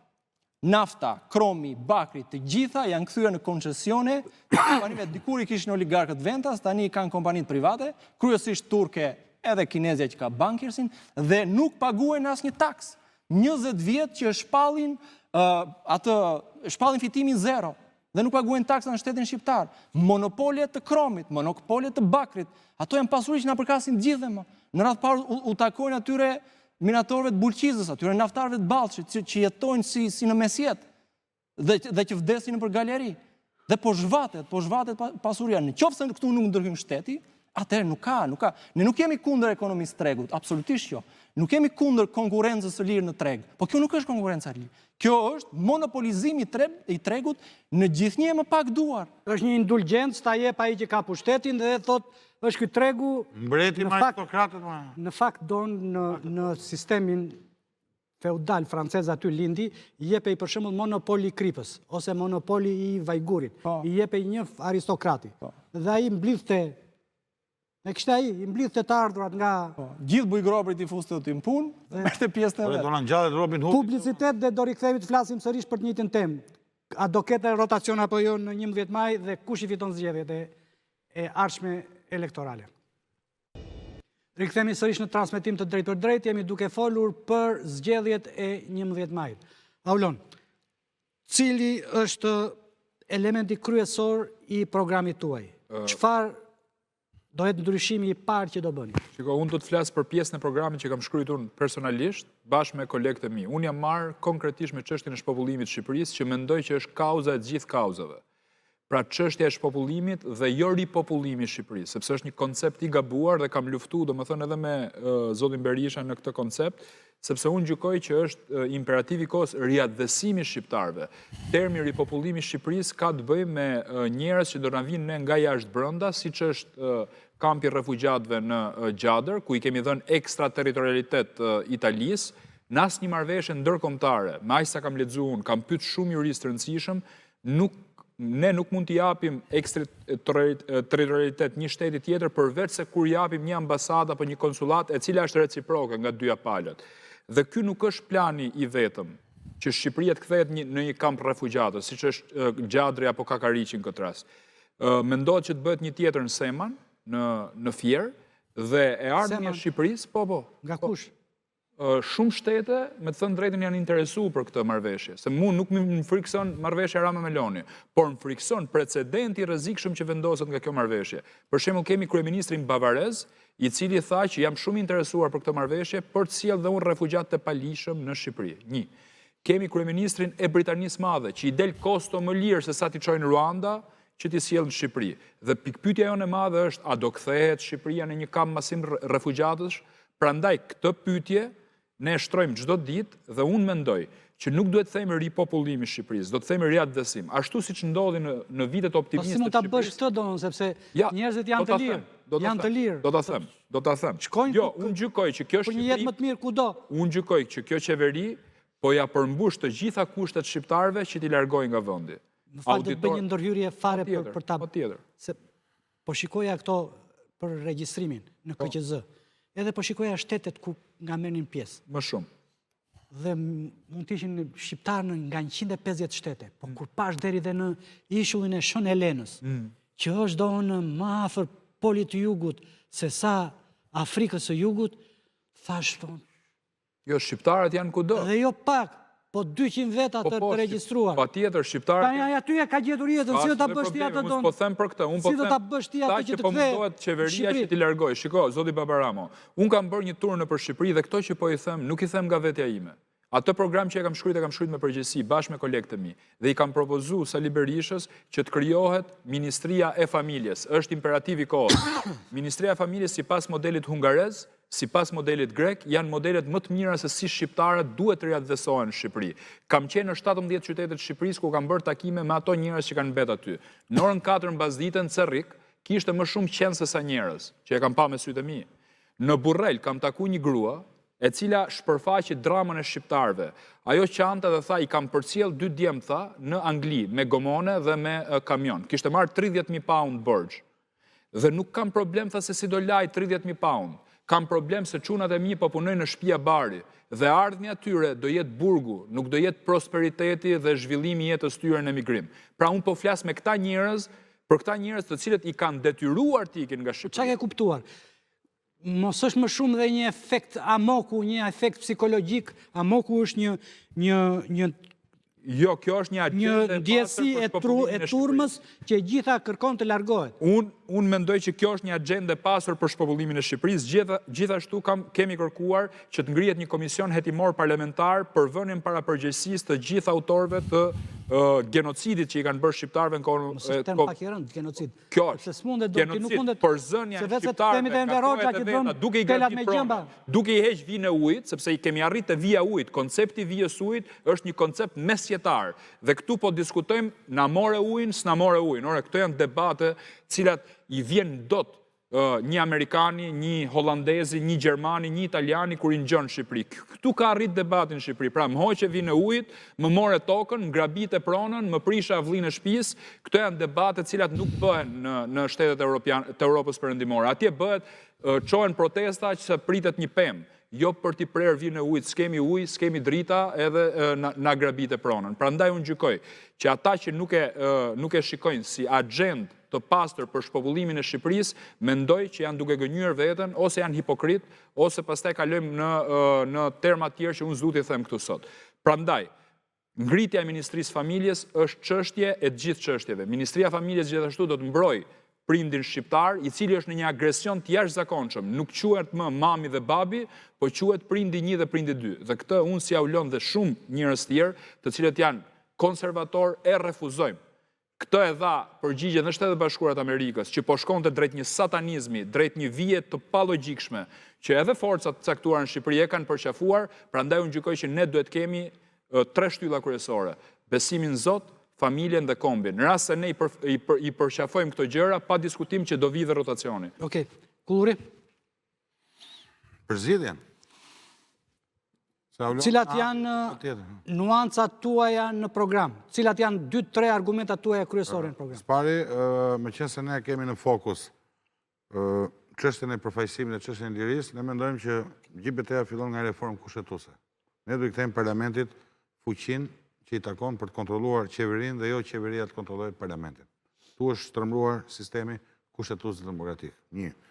Vetëm kthimi i parlamentit si kontrollues mund të kthejë dhe barazinë në treg dhe të drejtat e njerëzit. Spari. Së dyti, duhet të kthejmë rolin presidentit të Republikës, që është kthyer në një shef protokolli i qeverisë. Politika jashtme, politikat e sigurisë duhet shkojnë prapë te presidenti dhe tek parlamenti. Ne parlamentin kemi konsideruar me 2 dhoma, Ilir, me senat dhe me dhomë të ullët. Të gjitha demokracitë perëndimore funksionojnë me këtë sistem. Kur një njeri kontrollon një parti, që dhe kjo parti kontrollon çdo gjë, kontrollon shumicën në parlament, si do të zhbëhet kjo? Duhet të zhbërë me votën, pra këtë po them, se për çfarë më dalë. Mos kam dalë duart të krasë Dirama me Sali Berisha. Kam dalë me këto propozime për të zgjidhur problemin. E dyta, ka nevojë për një politik taksash të drejtë. Spari duhet ullur bara fiskale për taksën pronës. 15% për ne është e lartë. Dhe shpesh është bërë dhe problem për të bllokuar. Nuk krejt ndryshe nga Muçit, ai tha donë që duhet të taksohet që të detyrojë që ta shesi. Taksim progresiv për ata që kanë shumë prona. Ne jemi te taksa shesh. Ne mendojmë që një nga eksperiencat më të mira që ka pas edhe djatha në qeverisë është taksa shesh. Ka treguar që është motivuese, duke qenë më e ulët dhe më e drejtë për ata që paguajnë, për kontributorët. Së treti, mendojmë që duhet shkojmë patjetër te ekonomia prodhuese. Ne sot subvencionojmë grumbulluesit, nuk subvencionojmë prodhuesit. Është e tmeshme se si Shqipëria sot ka këtë. Një sekond. Si funksionon? Si funksionon kjo do të ta kuptoj. Si funksionon? Një. Nëse ti subvencionon grumbulluesit në Divjak, po themi, dhe nuk subvencionon prodhuesit e Divjakës, ti i ke hequr në dorë mekanizmin prodhues ekonomisë bujqësore. Sepse praktikisht këta njerëz që sot punojnë nga mëngjes deri në darkë, e çojnë gjithë punën e tyre në dorë të disa njerëzve që menaxhojnë monopolin e tregut agro-ushqimor. Dhe spekulojnë me çmimet. Ja, dhe spekulojnë me çmimet në kurrizë atyre që punojnë. Pra duhet shkojnë te Republika Punës, jo te Republika Tregtare. Ne sot jemi Republikë Tregtare. Shikoni deficitin tregtar që kemi. Vetëm thellohet bilanci midis importit dhe eksporteve. Qasja e Tiranës për turizmin është qasje si përfaqësore. Është për t'i rënë shkurt, për mos menduar për ekonominë. E treta, çështja e pronës për ne është absolutisht prioritare, se ne jemi të gjithë familje pronare. Shuja Dasha Mishehi, të Hunë, të Hekeledi, Rezar Thupi, dhe ne përfaqësojmë të çështje duke qenë vetë trashëgimtar prone. O do të kalojë gjykatës kjo punë, o ndryshe nuk ka zgjidhje. Çështja do të ikë në gjykatë. Qeveria, për mendimin tim, nuk ka punë të japi apo mos japi pronat e njerëzve. Qeveria është palë e barabartë me qytetarin. Duhet ta zhveshim qeverinë nga atributet. Qeverisja e vogël, por e fortë. E treta, duhet modernizuar më tej sistemi fiskal.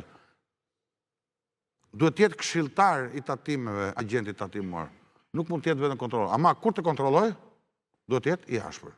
E treta, si thash, duhet të ketë një barazi në përqindje, në kontribute, në përqindje midis biznesit madh dhe pjesës tjetër të... Si barabart, me taks të shesht. Takset, pse tash që paguan 23% atin fitimi një pedagog dhe paguan 8% dividend, që është fitimi, pra ndaja fitime midis aksionerëve në shoqëri, ta njerëz si prodhojnë 50 milion euro në vit. Hotelet luksoze paguajnë 5% taks. 6. Ta mbaroj. 6, mirë. Ta mbaroj. 6% është të vëshëje. Ta mbaroj. E katërta, po të marim rastin e shëndetësisë.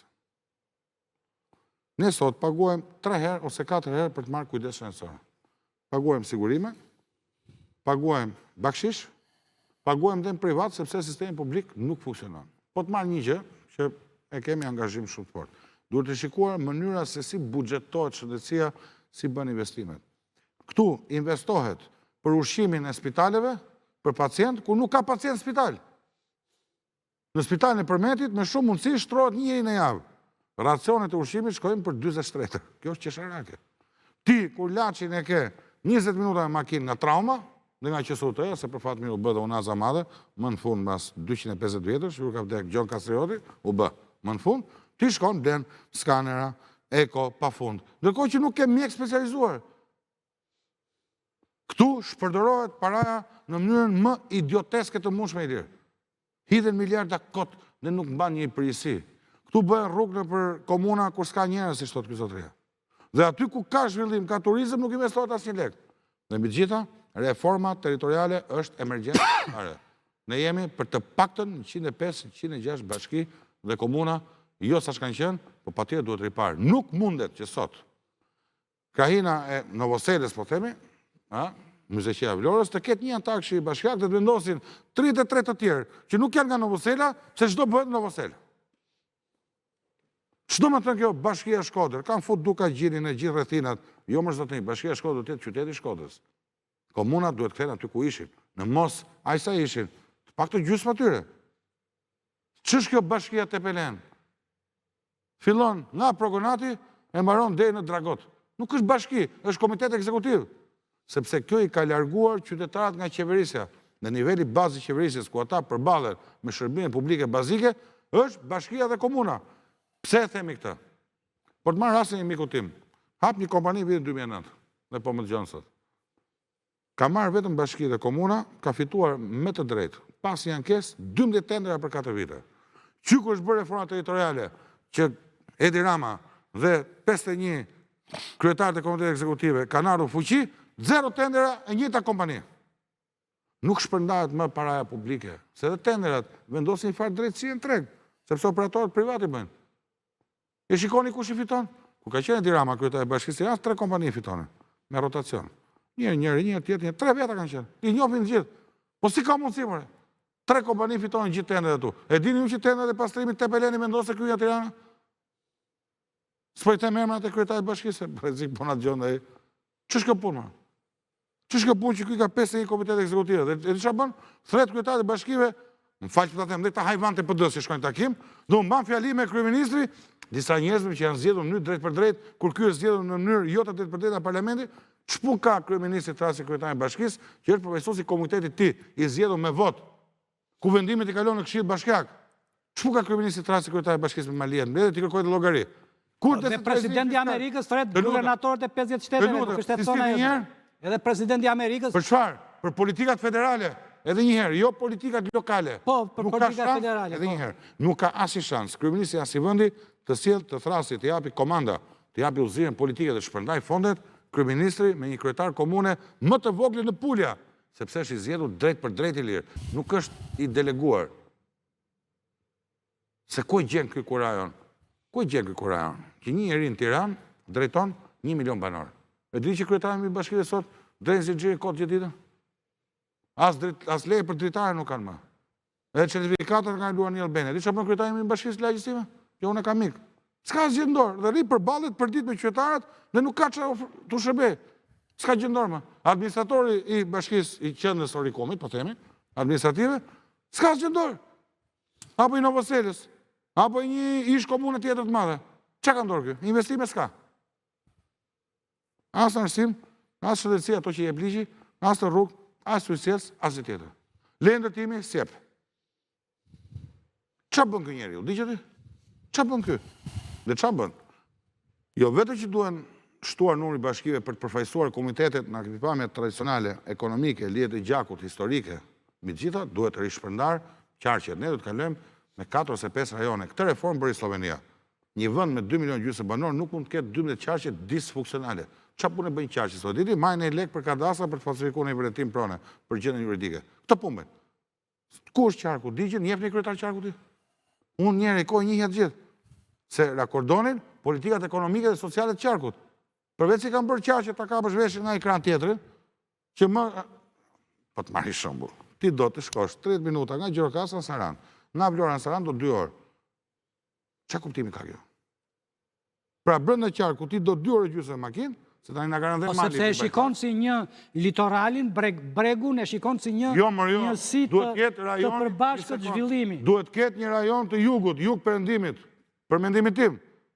Sepse kështu rajonit... Sepse nga pikpamja e zhvillimit, Ksamili është ma afër, le të themi, me... Po si lidhe Ksamili me Gjirokastrën, kur në ke një aeroport një sekund? Me kë është ma afër, ma? Me Borshin, se sa me Gjirokastrën. Po me Zvorneci sa afër, diti du shkosh me avion. Ndërkohë që me Ergucatin është gjysmë më e largë. Pra duhet shkojmë të reforma që ka propozuar ekspertë të BE-s.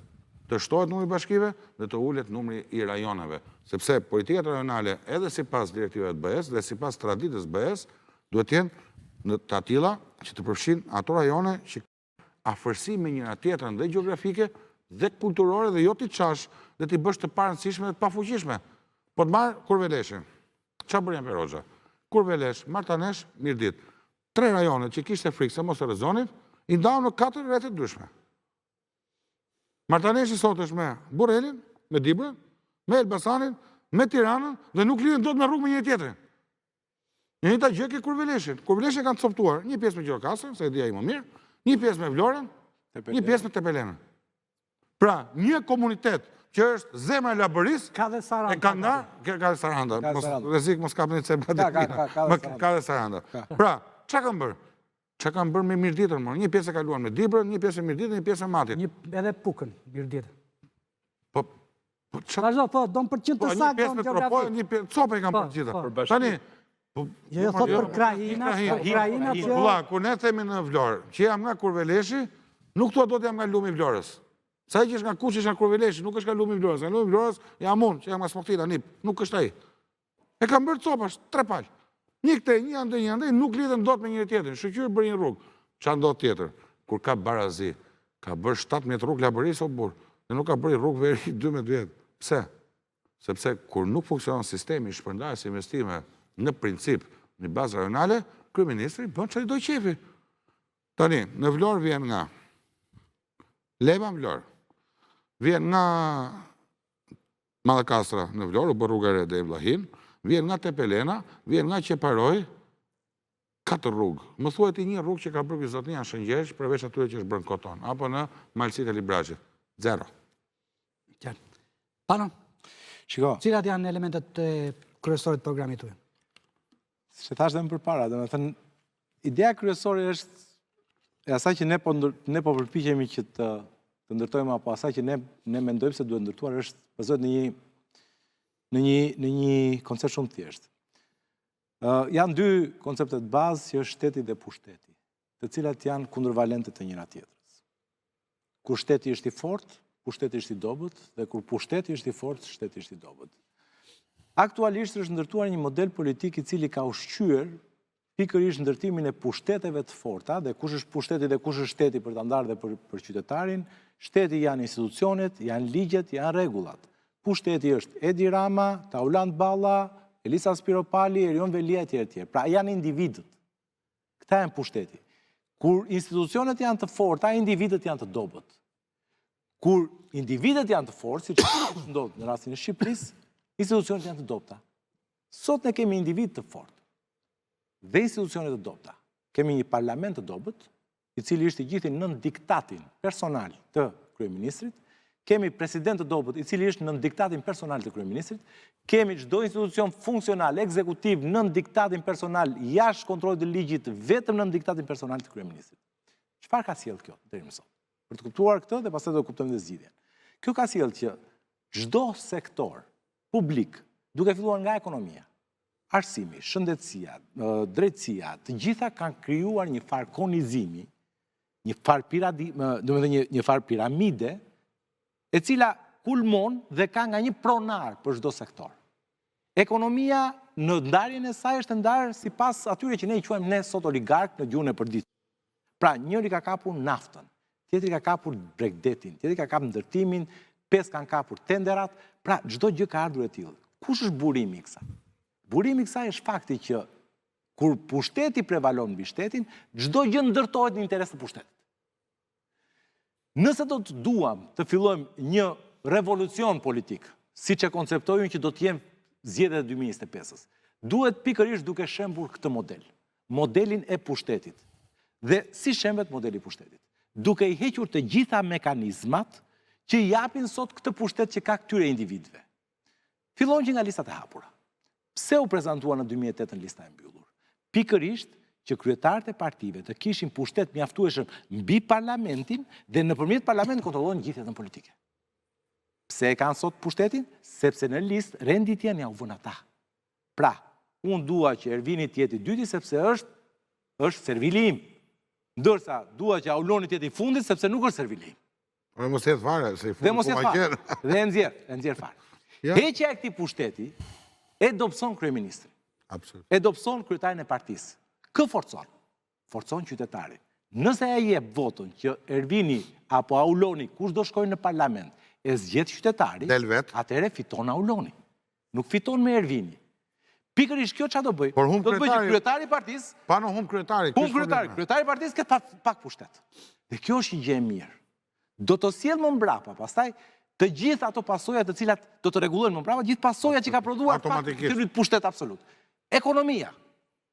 Të gjitha rregullat sot që kanë deformuar ekonominë. Cilat janë? Që janë investitorët strategjik. E tham atë, mos Po, them pak. që janë sistemi taksor i cili bazohet sot, ne taksojmë sot konsumin dhe nuk taksojmë kapitalin. Drejtësi sociale, thot ai.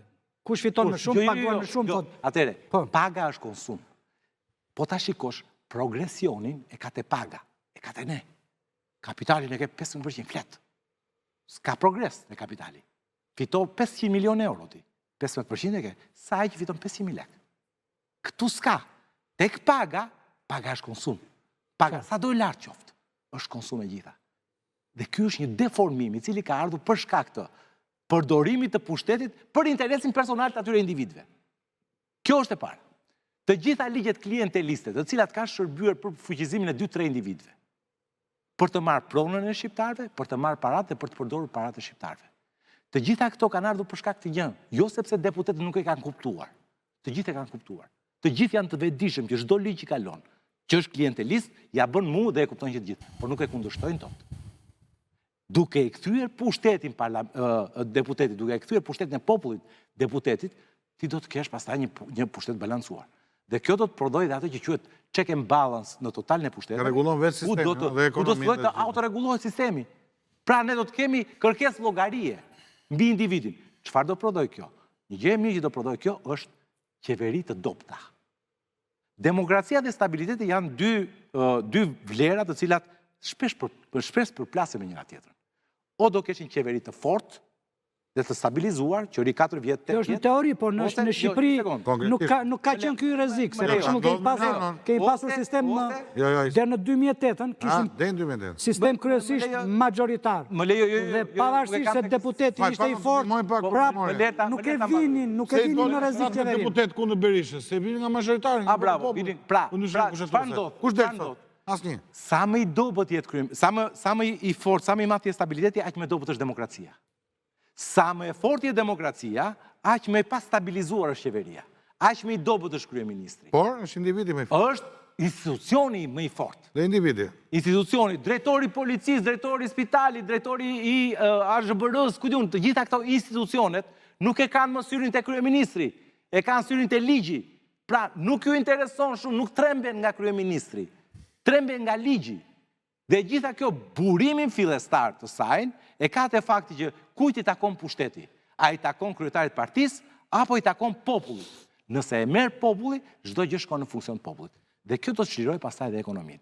Më besoni, ekonomia shqiptare në vetë vete ka kaq shumë potencial të pa çliruar, sa që edhe sikur ta lësh vetëm leje, mos e ngacmo, vetëm mos e deformo. Pra mos e centralizo, mos ja jep familjit, qetit, X-it, Y, mos ja jep tyre. Le gardë lirë, mëlla. Të gjithë gardë lirë, shanse të barabarta, ama. Shanset i kemi të barabarta, rregullat i kemi të barabarta. Përballë ligjit jemi të gjithë të barabartë. Vetëm kështu le.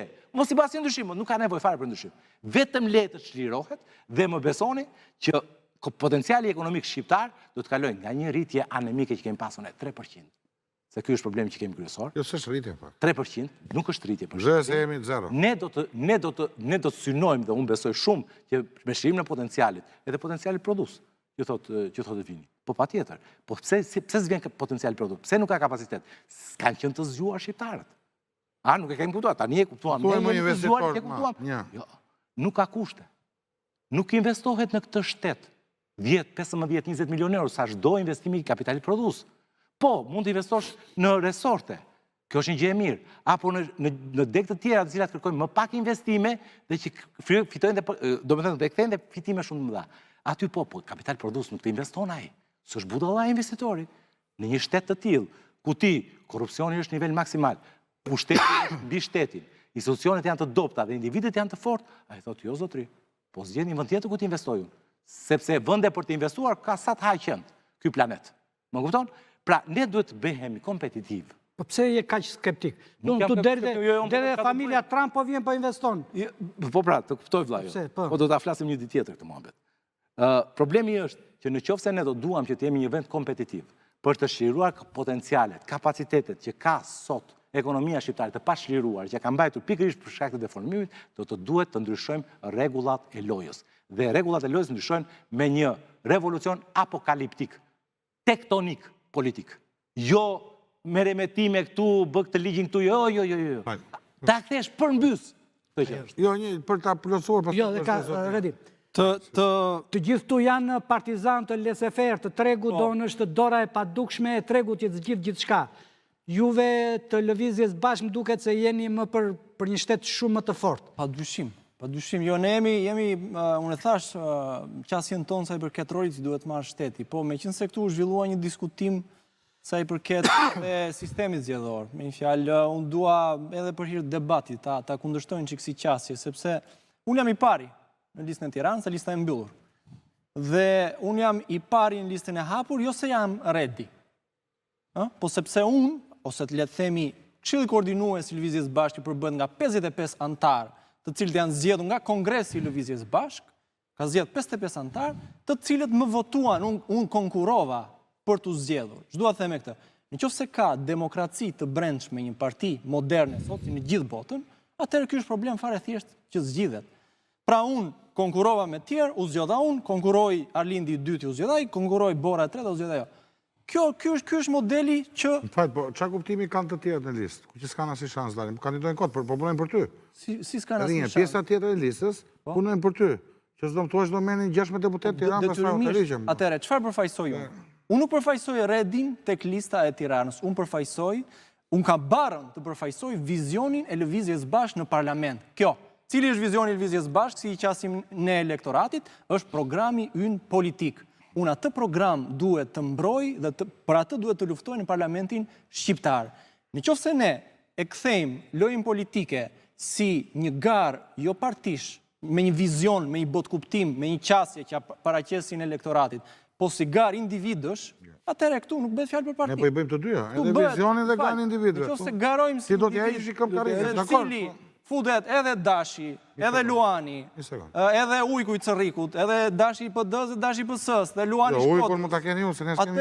Atëre është si të kandidojnë, si të votojnë publiku për ata që votojnë aty për Big Brotherin. Pra duhet të jesh, nëse unë do kandidoja me listat e hapura, atëherë duhet të bëja unë si Redi.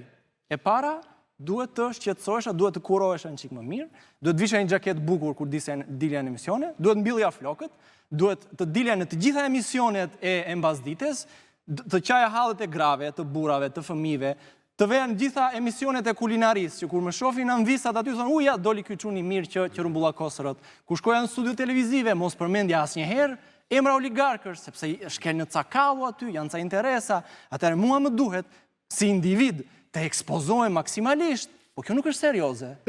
Nuk është serioze, nuk është qasje serioze. Unë nuk marë, thash, ish PD-istë, ish PS-istë, qatë tjetë, mjaftojnë që të tërheqin vota për partin time, nuk është serioze kjo gjë. Serioze dhe qasje moderne është qasja që ti vlla në radhë parë duhet kesh një vizion. Dhe gjitha ta që kandidojnë në listat, qofshin këto të hapura, qofshin të mbyllura, mbështesin vizionin. Por ama, Lëvizja Bashkë nuk është PD-ja, dhe Lëvizja Bashkë nuk është PS-ja, dhe Lëvizja Bashkë nuk është LSI-ja. Lëvizja Bashkë është një parti demokratike, me demokraci të brendshme. Pyetni 55 antarët e KK-s, pyetni gjithë antarët e tonë, pyetni këtë doni. S'kam për një Këtë pyetësh dhe doktori, këtë thot. Pano, të flasë për të dyve, se ne kemi të qëndër. Po jam o këta janë të doktori, ashtë. Foli elektorat të doktore dhe i vuri foli primarja dhe i vuri si shdesh. Më zotria, më falë. Unë përrejtojë në emër, jo Ti më drejtojë si zotria, ka qenë më falë, zotria. Para të kemi që respekt për një tjetë. Para punës njerë, të kesh qenë pjesë e PD-s dhe PS-s nuk është turp. Nuk po them se është turp. Ta dish? Nuk po them, por ama e ndjekur një... Ta maroj të ka të traktuar. Qëtësarë. Sepse unë mendoj që përgjësia në një sistem demokratik është individuale, nuk ka luft klasash, unë e kuptoj që në imituaj se temi dhe kemi të njëtë studentë. Dhe me studentët tuaj, post-marxist, kam bërë debatet gjata dhe kanë ngellë shumë knaqë nga leksionat e mija, kur kam shpjeguar që përveç Marxit, ka dhe liberalizm, ka dhe konservatorizm. Do të flasim për filozofinë, apo do flasim për... Sa të pushtime gjitha lindit. Për gjërat konkrete. Tani, jam dhe qik me i vjetë me të punë. Së dyti, pra, nuk mund të dënosh në vetëm diktatorët stigmatizojnë grupe sociale o parti politike. Këte e kam bërë përgjësisht komunistët e fashistët. Pra ti ke qenë këtu, ti ke qenë atje. Njeri ju vlerësohet për punën që bënë. Po, edhe për qëndrimet që mbanë. Dhe për mënyrën si votojnë parlament. Dhe për integritet. Dhe se si në bjerë dhe i si në vetë. Së ndërpreva. Po mirë pra, ne po flasim për grupe sociale. Nuk të ndërpreva. Grupe sociale. Po flasim për njërës me karierën politike. Unë të mbaroj. Që duhet të kemë përgjegjësi. Të mbaroj apo jo? Po më mbaroje. Faleminderit shumë. Se nuk impresionojnë para nga ndërprerjet. Atere. Po sepse po thua ca gjëra që s'ndrojnë për ne, më burr, po na bën persekutor të grupeve sociale. Po ti the vetë më burr, ke qenë i PS-s, se jemi as PS-s. Po a kanë përgjegjësi këta njerëz? Ta mbaroj unë më burr. Po më pyeti është, a kanë përgjegjësi? Po ta mbaroj, ta shpjegoj unë më dhe përgjegjësi politike, a kanë? Ta mbaroj unë, se jemi edhe parti të reja dhe bëhemi arrogant para në pushtet. Merrni 850 deputet, pastaj më prej fjalë. Është dora pra tani? Ta mbarojmë pak, ta mbarojmë. Mos vjet tur fare që jam me vinkulluar, jo mik, sepse kam qenë sekretar i përgjithshëm, kam qenë këshilltar ministri dhe kam bërë punën me djers dhe kam zbatuar ligjin.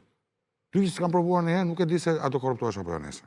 Një, ta dish mirë për veten tënde se do filloj fushata.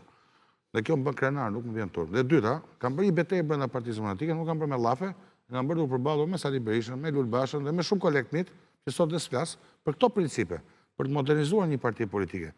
S'kam dalë në kamera, kam dalë në 3000 veta në kuvend, se di çdo tot, të përballesh me 3000 njerëz që duan kryetarin dhe që me zot ulet thonë ke drejt kullur por nuk të japin votën. Unë jam nga këta, unë në Keledi, dash e që ka 20 vjetë. Po ata 3.000 tjerët? 3.000 tjerët i ke atje, sot. Një pjesë ka reflektuar dhe jam në ne, sot. Po, dakosht. Kështu që, kush ma përgjësi për Sali Berishën dhe për Edvin Kullurin, ma Sali Berishën me Edvin Kullurin. Unë jam këtu sot, se nuk kam rënë dakord me këto që thua ti. Me qëfar? Zbjo dakord. Abuzimet 34 vjeçare, se po t'isha pjesë, do më kishen spak sot, nuk do më kishe duke më shtet spakon. Shumë dakord. Ashtu. Pra të thuash, ta që kanë qenë me ata apo me këtë, nuk qëndron, nuk mund stigmatizosh njeri pse ka qenë pjesë një organizate. Ashtu, sepse u kam qenë parimet e mia dhe kam dalë 16 vjeç qytet studenti. Okej, të mos ta personalizojmë. Do flas dhe më për sa të hapur. E dyta, çështja e listës hapur. Çështja e listës hapur. Ne kemi pasur majoritarin e korrektuar në 92, ka qenë sistemi më i mirë në fakt. Sepse për cilësitë e Shqipërisë, dëgjoj, mos bëjmë historikë. Po jo më tani, po mirë, do të flas vetëm njëri dhe unë triur duar trokas. Po jo më nuk po them duar trokasin, do po ku do të dalë, nuk bën shkurt, do të thotë histori që në kohën e 91. Unë dëgjova, po historia është argumentës gjë e mirë, thotë avokat Gjela. Edhe sofistikimi, po bravo. Tani ta mbaroj burr. Si top burra seriozo, burr, jo charlatan tani. Po i di vetë se ke pasur të mirë. Ashtu. Dëgjon? Po. Tani, që ndodhë?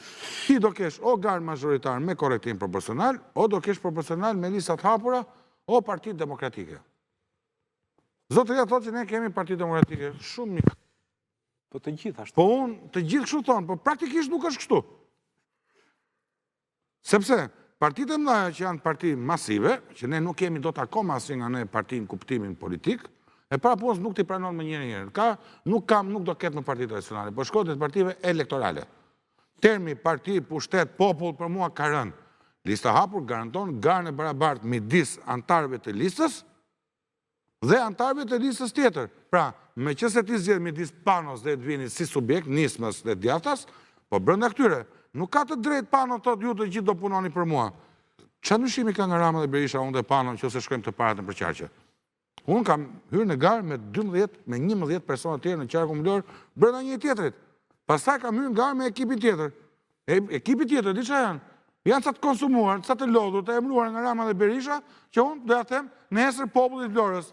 Kush do ushtarët e Sali Berisha dhe Edi Ramës të votoj për këta? Kush do Edvin Kullurin me listë hapur që ka dalë të rivalizoj këta? Ja ku e ka me gjitha 11 djemë dhe vajzat që janë këtu me ne.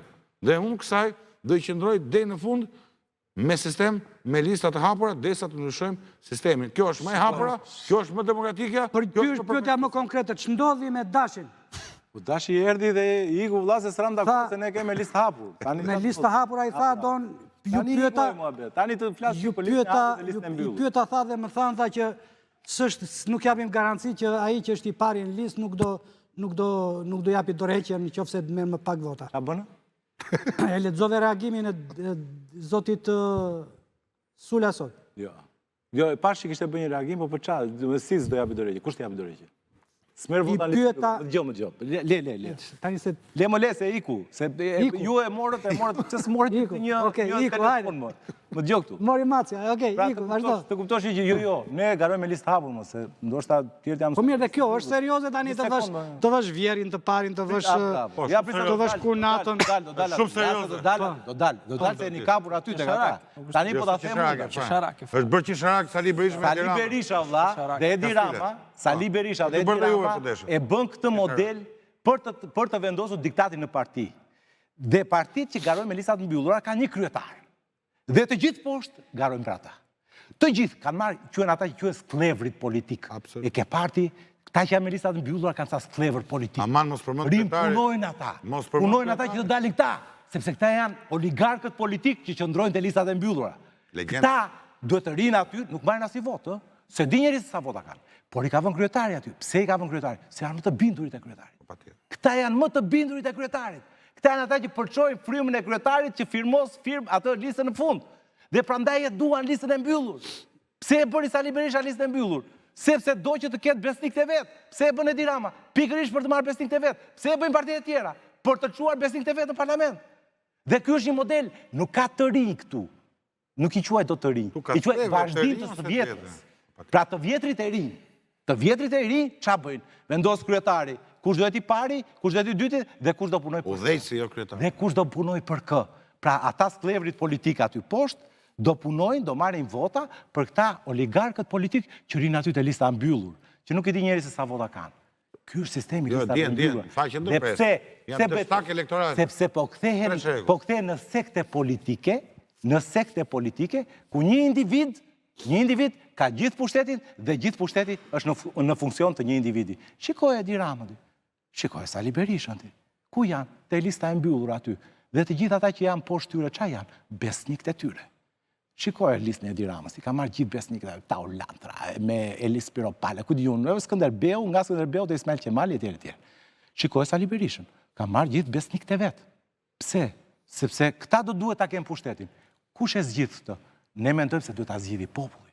A nuk dinim ne të fsheshin dhe ne në listat të mbyllura? Po të fshesh edhe unë, mo të isha i pari Durrësit.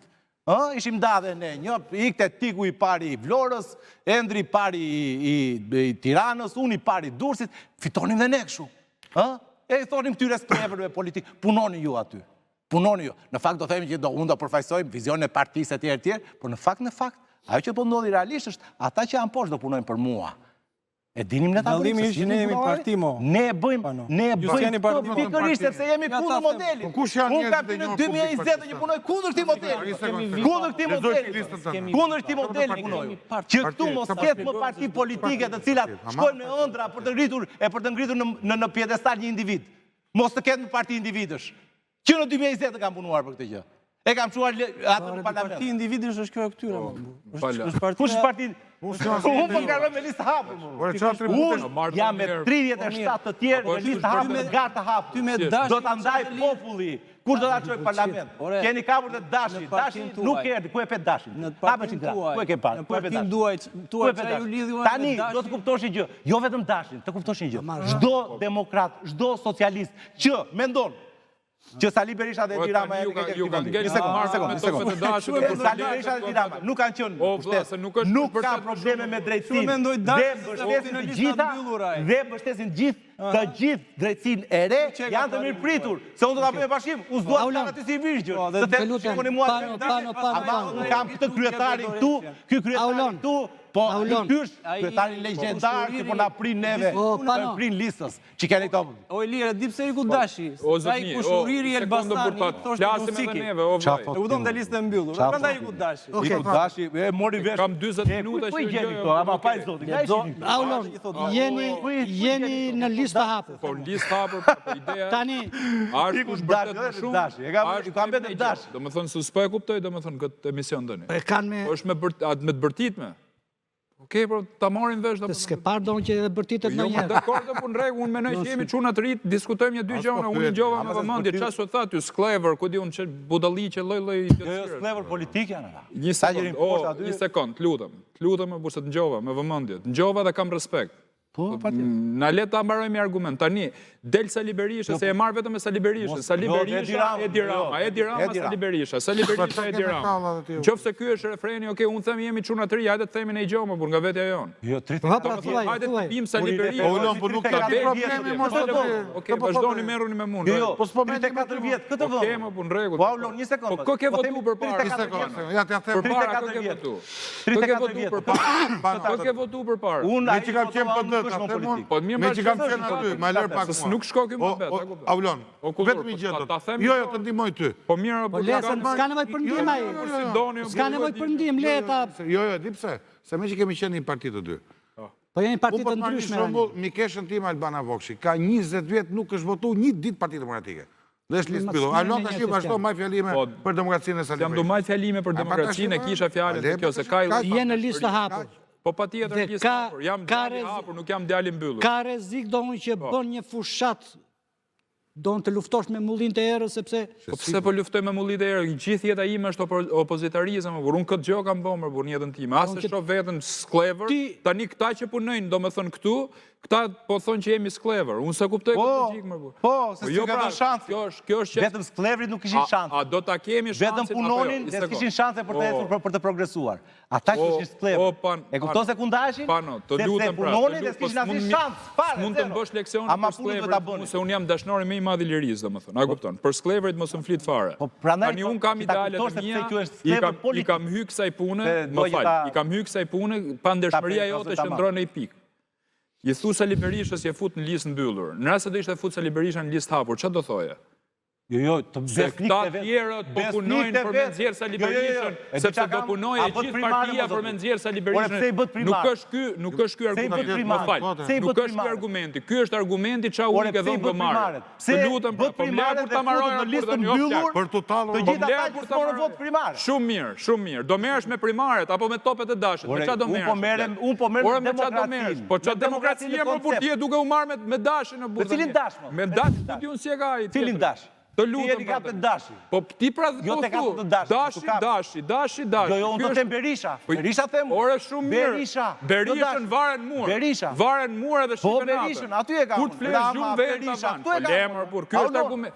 Nëse është ky argumenti jot i Berishës, okay. Po ti Berishën po. A je çuni ri më por a do të sjellësh frymë? A pa votoj Berisha, bashkë me Rama. U bën bashkë. Shumë bukur. U bën bashkë ata. E votuan. A do mlesh them në gjën tani se. Po mos u merr me mua. Po ke 2 orë. Po mos u merr më. Po ti u morë me mua. Jo më vlas merr me ty. Po jo unë jam listë hapur, unë jam listë hapur, ti thu shko futu në listë mbyllur. Jo ty më vlla. Po jo pra po flasim parim. Tani unë jam listë hapur, ti thosh shko futu mbyllur. Ku jam të mbyllur aty? Jo nuk do të them ti unë. tani të lutem, por nuk është kjo pra tani, kjo është çau i ke dhënë Gëmarit. Kolegëve tu hyn. Kjo është mohabet çau i ke dhënë Gëmarit, por po ti ishte Berisha në listë hapur do thotë, ja do punoj krejt partia për Sali Berisha. Këto janë historira pa lidhje. Hajde t'japim në një vizion. Në listën mbyllur shkuan më të besnikët e verbër të partisë të Berishës. Shumë mirë, do merresh me Berishën. Ju bot primare. O shok, ne jemi 34 vjetë. Shumë mirë pra bot primare, më por ky boni primare. Unë jam një sapër, po qa primare shumë ju, po qa thoni më. A lërë qikë Sali Berishën, me ishme Edi Ramën? Shumë mirë. E kam atë një lojë. Ta maroj argument të burë të një deri, po ju njova 20 minuta, e kam matë me sinceritet dhe më.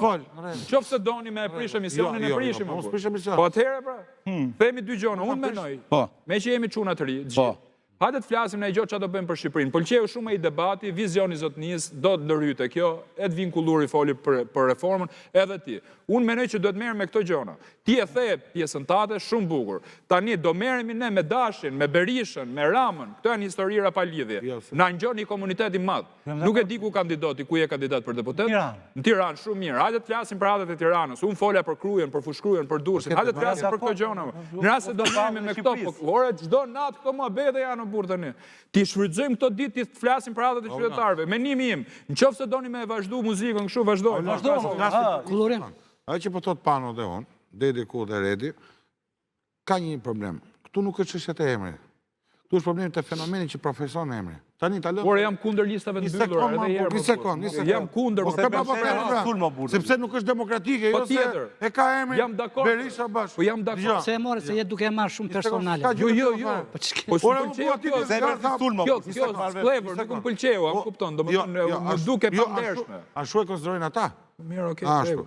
Faji nuk është joti. Unë them që përfaqësoj unë vllai, jo çfarë menoj. Ai mund menoj për mua që jam edhe hermafrodit. Unë them jam njeri.